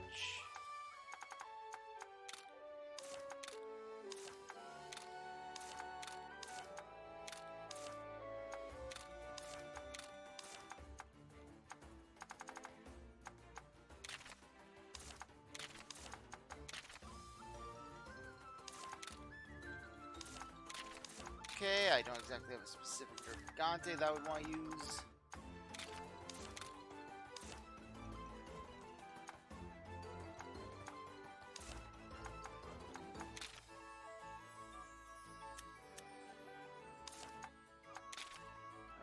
Okay.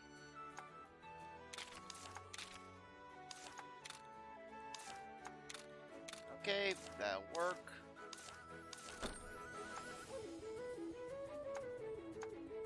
Okay, right of channeling.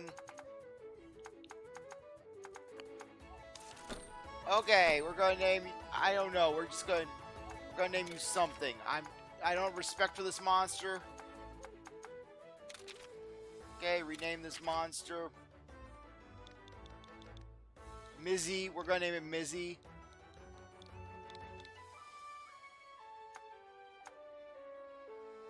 Okay. Thankfully, I have some gene plans with this thing. Okay.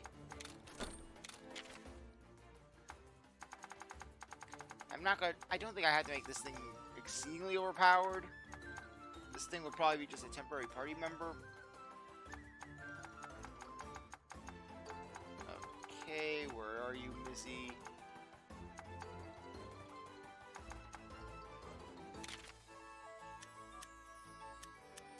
Okay, water breather Gene L.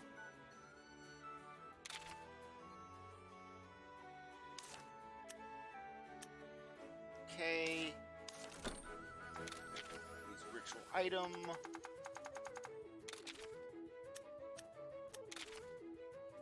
Leviathan simulants. There we go.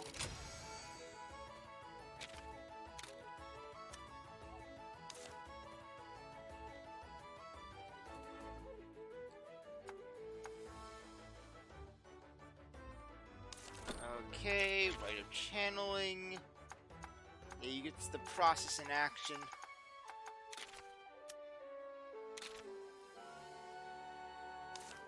Okay. Bubble Flurry.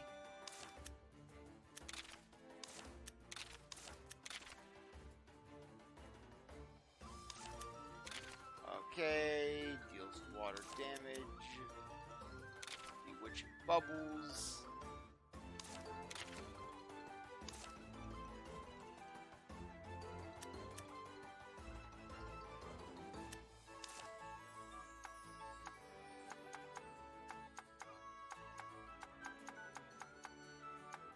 I don't think that there's a dedicated water attack.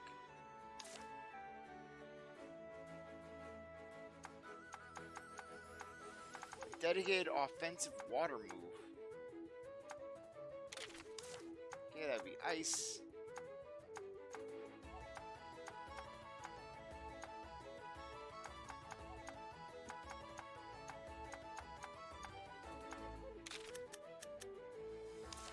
Okay.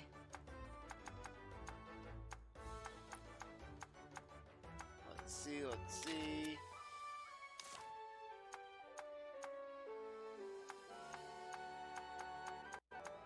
Okay, what was that with the sound just now? That spooked me a little. Okay. Ugh.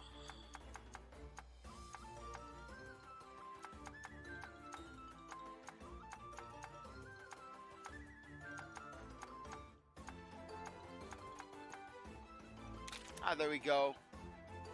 Noxious Spit does medium damage to one enemy. Venom Gene.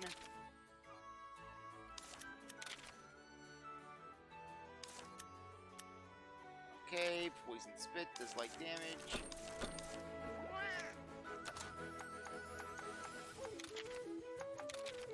Okay, Big Book of Genes.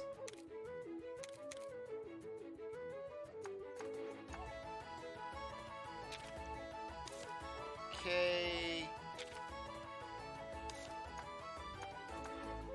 Venomous Gene.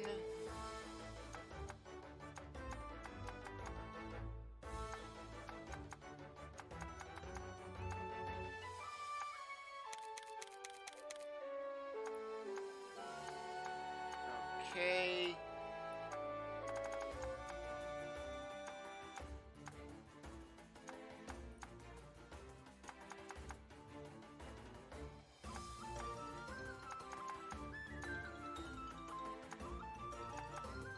Okay, looks like we're very limited. Okay, right, channeling.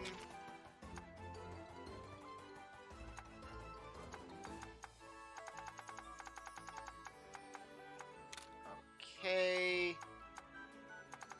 Got an idea of what we need to do. Okay, I know that there's a Cephalodrome that will have the gene that we want.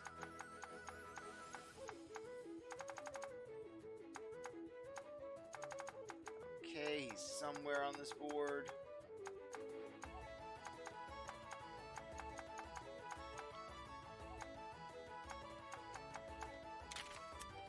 Ah, there we go. Just need to get this thing off the expedition.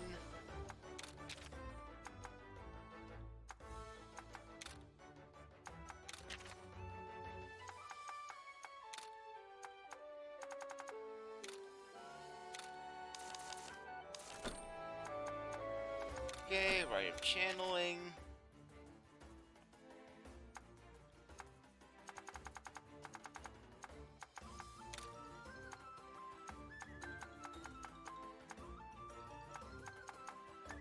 Okay.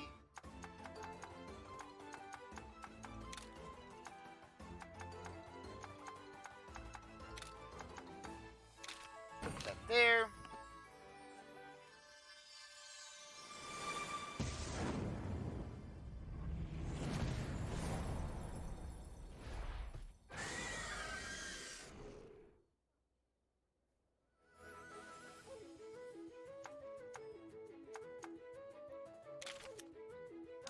Okay.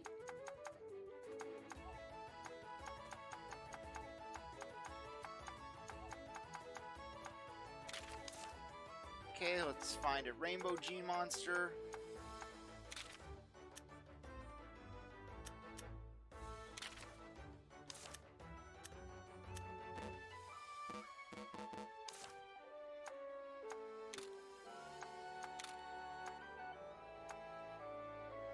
Okay.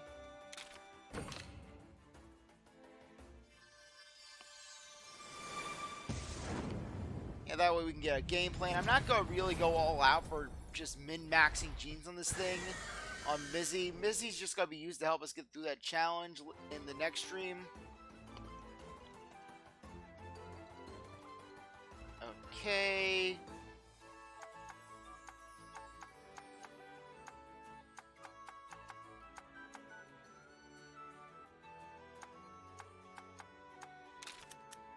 Okay, I'm not gonna use this Rajang.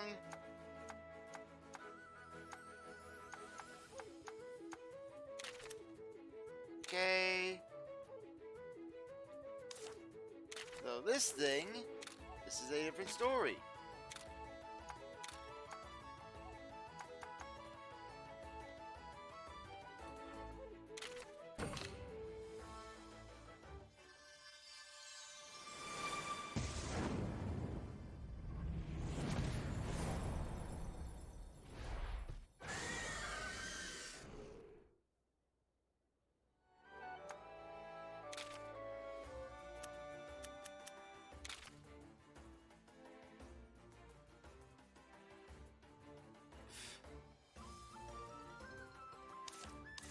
I may want to save it for later. I don't know.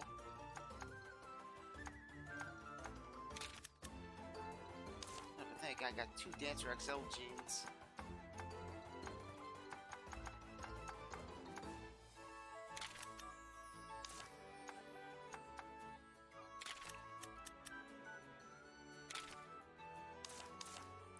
Okay.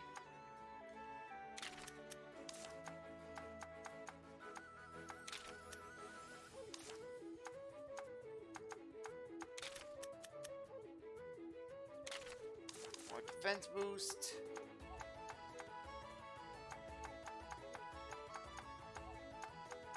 Okay. Dancer Jean. Dancer Jean.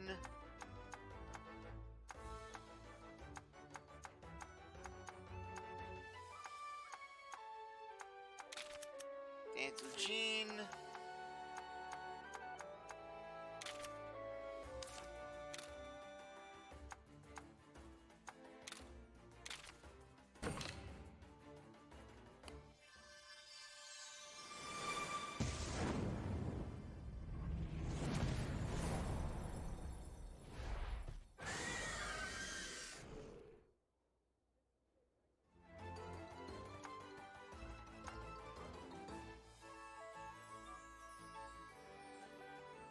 Okay.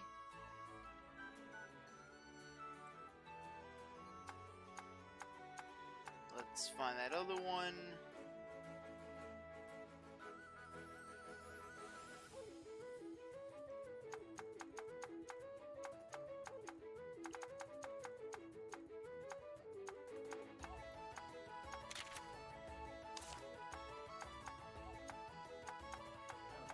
Okay. Let's see.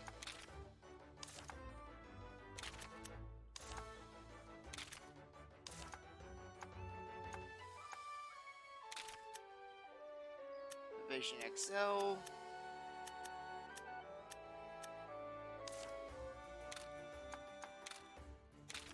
Okay, we'll max that gene out.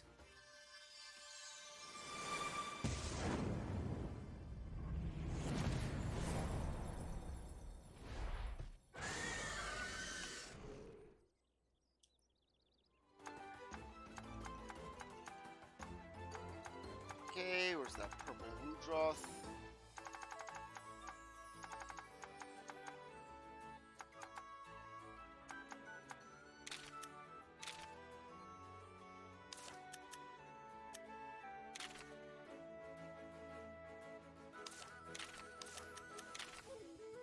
Okay, Tide Chase of Obnoxious Poison for 3 turns.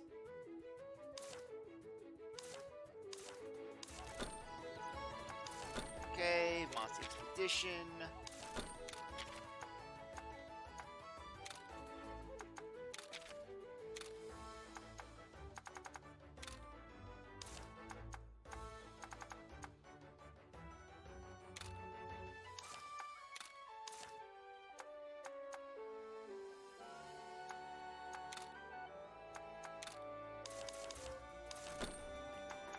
Okay, Ray of Channeling.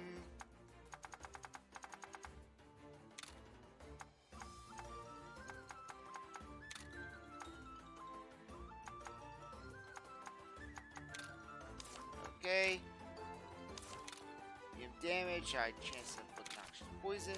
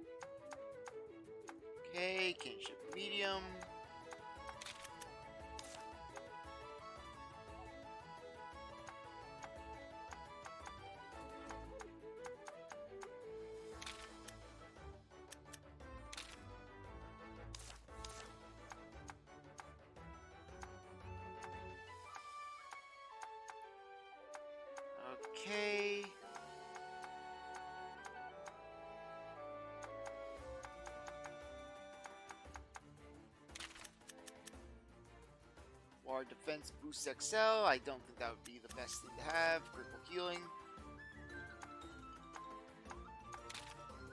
Vicious Gene. Vicious Gene. Okay, Seal Breaker. Yeah, I'm just looking for medium. Yeah, too bad we can't really filter for that.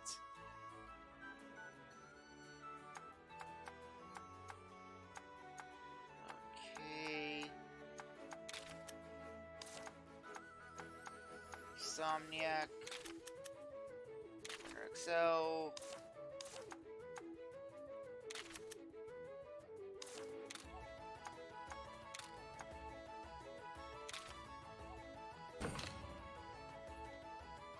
Might as well put Dancer on this as well. Honestly, I don't think I'm going to be making any more monsters.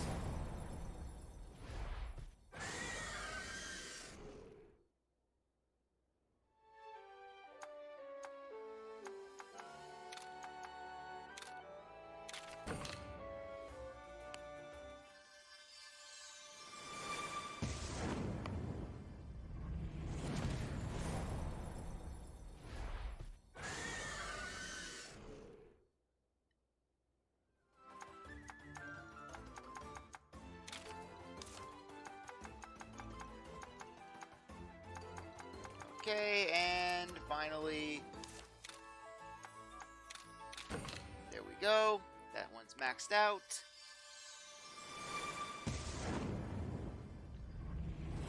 And then the big thing will be just training this thing up, as well as the rest of my team.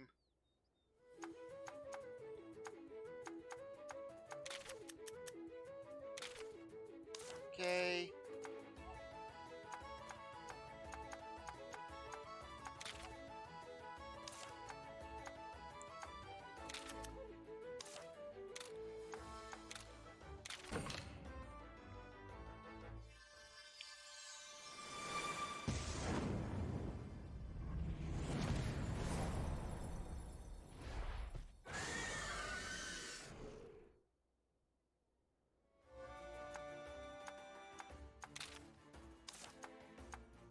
Okay.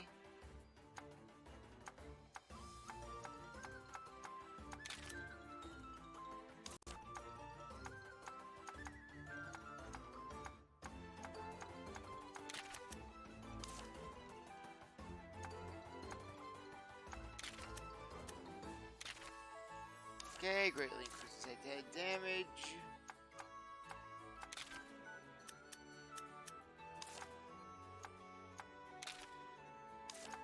Head.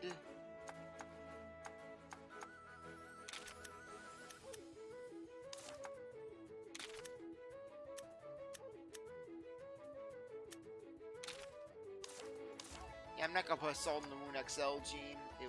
This is not working for that. I might as well just keep the evasion on there. It's not like this. Yeah, basically. Okay. Yeah, we're already at 140. Yeah, if we were to gain just the 2, it would be just 150, but still, it's not going to be just a make or break sort of thing.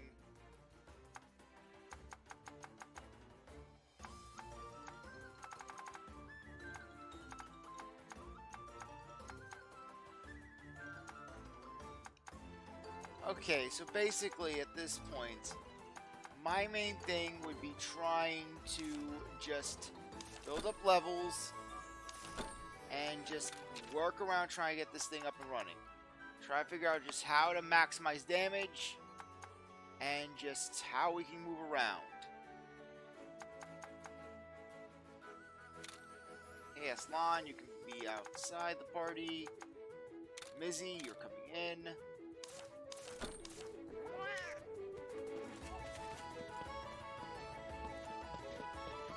Okay.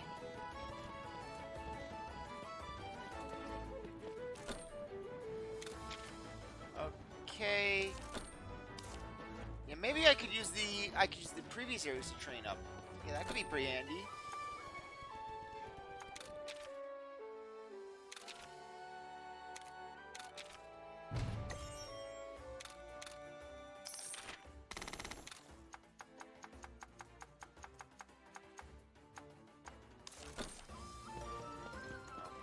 anyway, on that note, I think that now would be a good time to end things off. Anyways, I really appreciate that you came by to watch the stream. It was great having you. I hope to see you next time. If you enjoyed the stream, sir. Sorry, I'm out of it. It's late. Anyways, if you're watching this on YouTube, I really appreciate that you stuck around to watch this episode. You're a great viewer, and I hope you go back to the next one. Like to see, like, subscribe, comment, share, do whatever you want. With that, see you next time. Bye.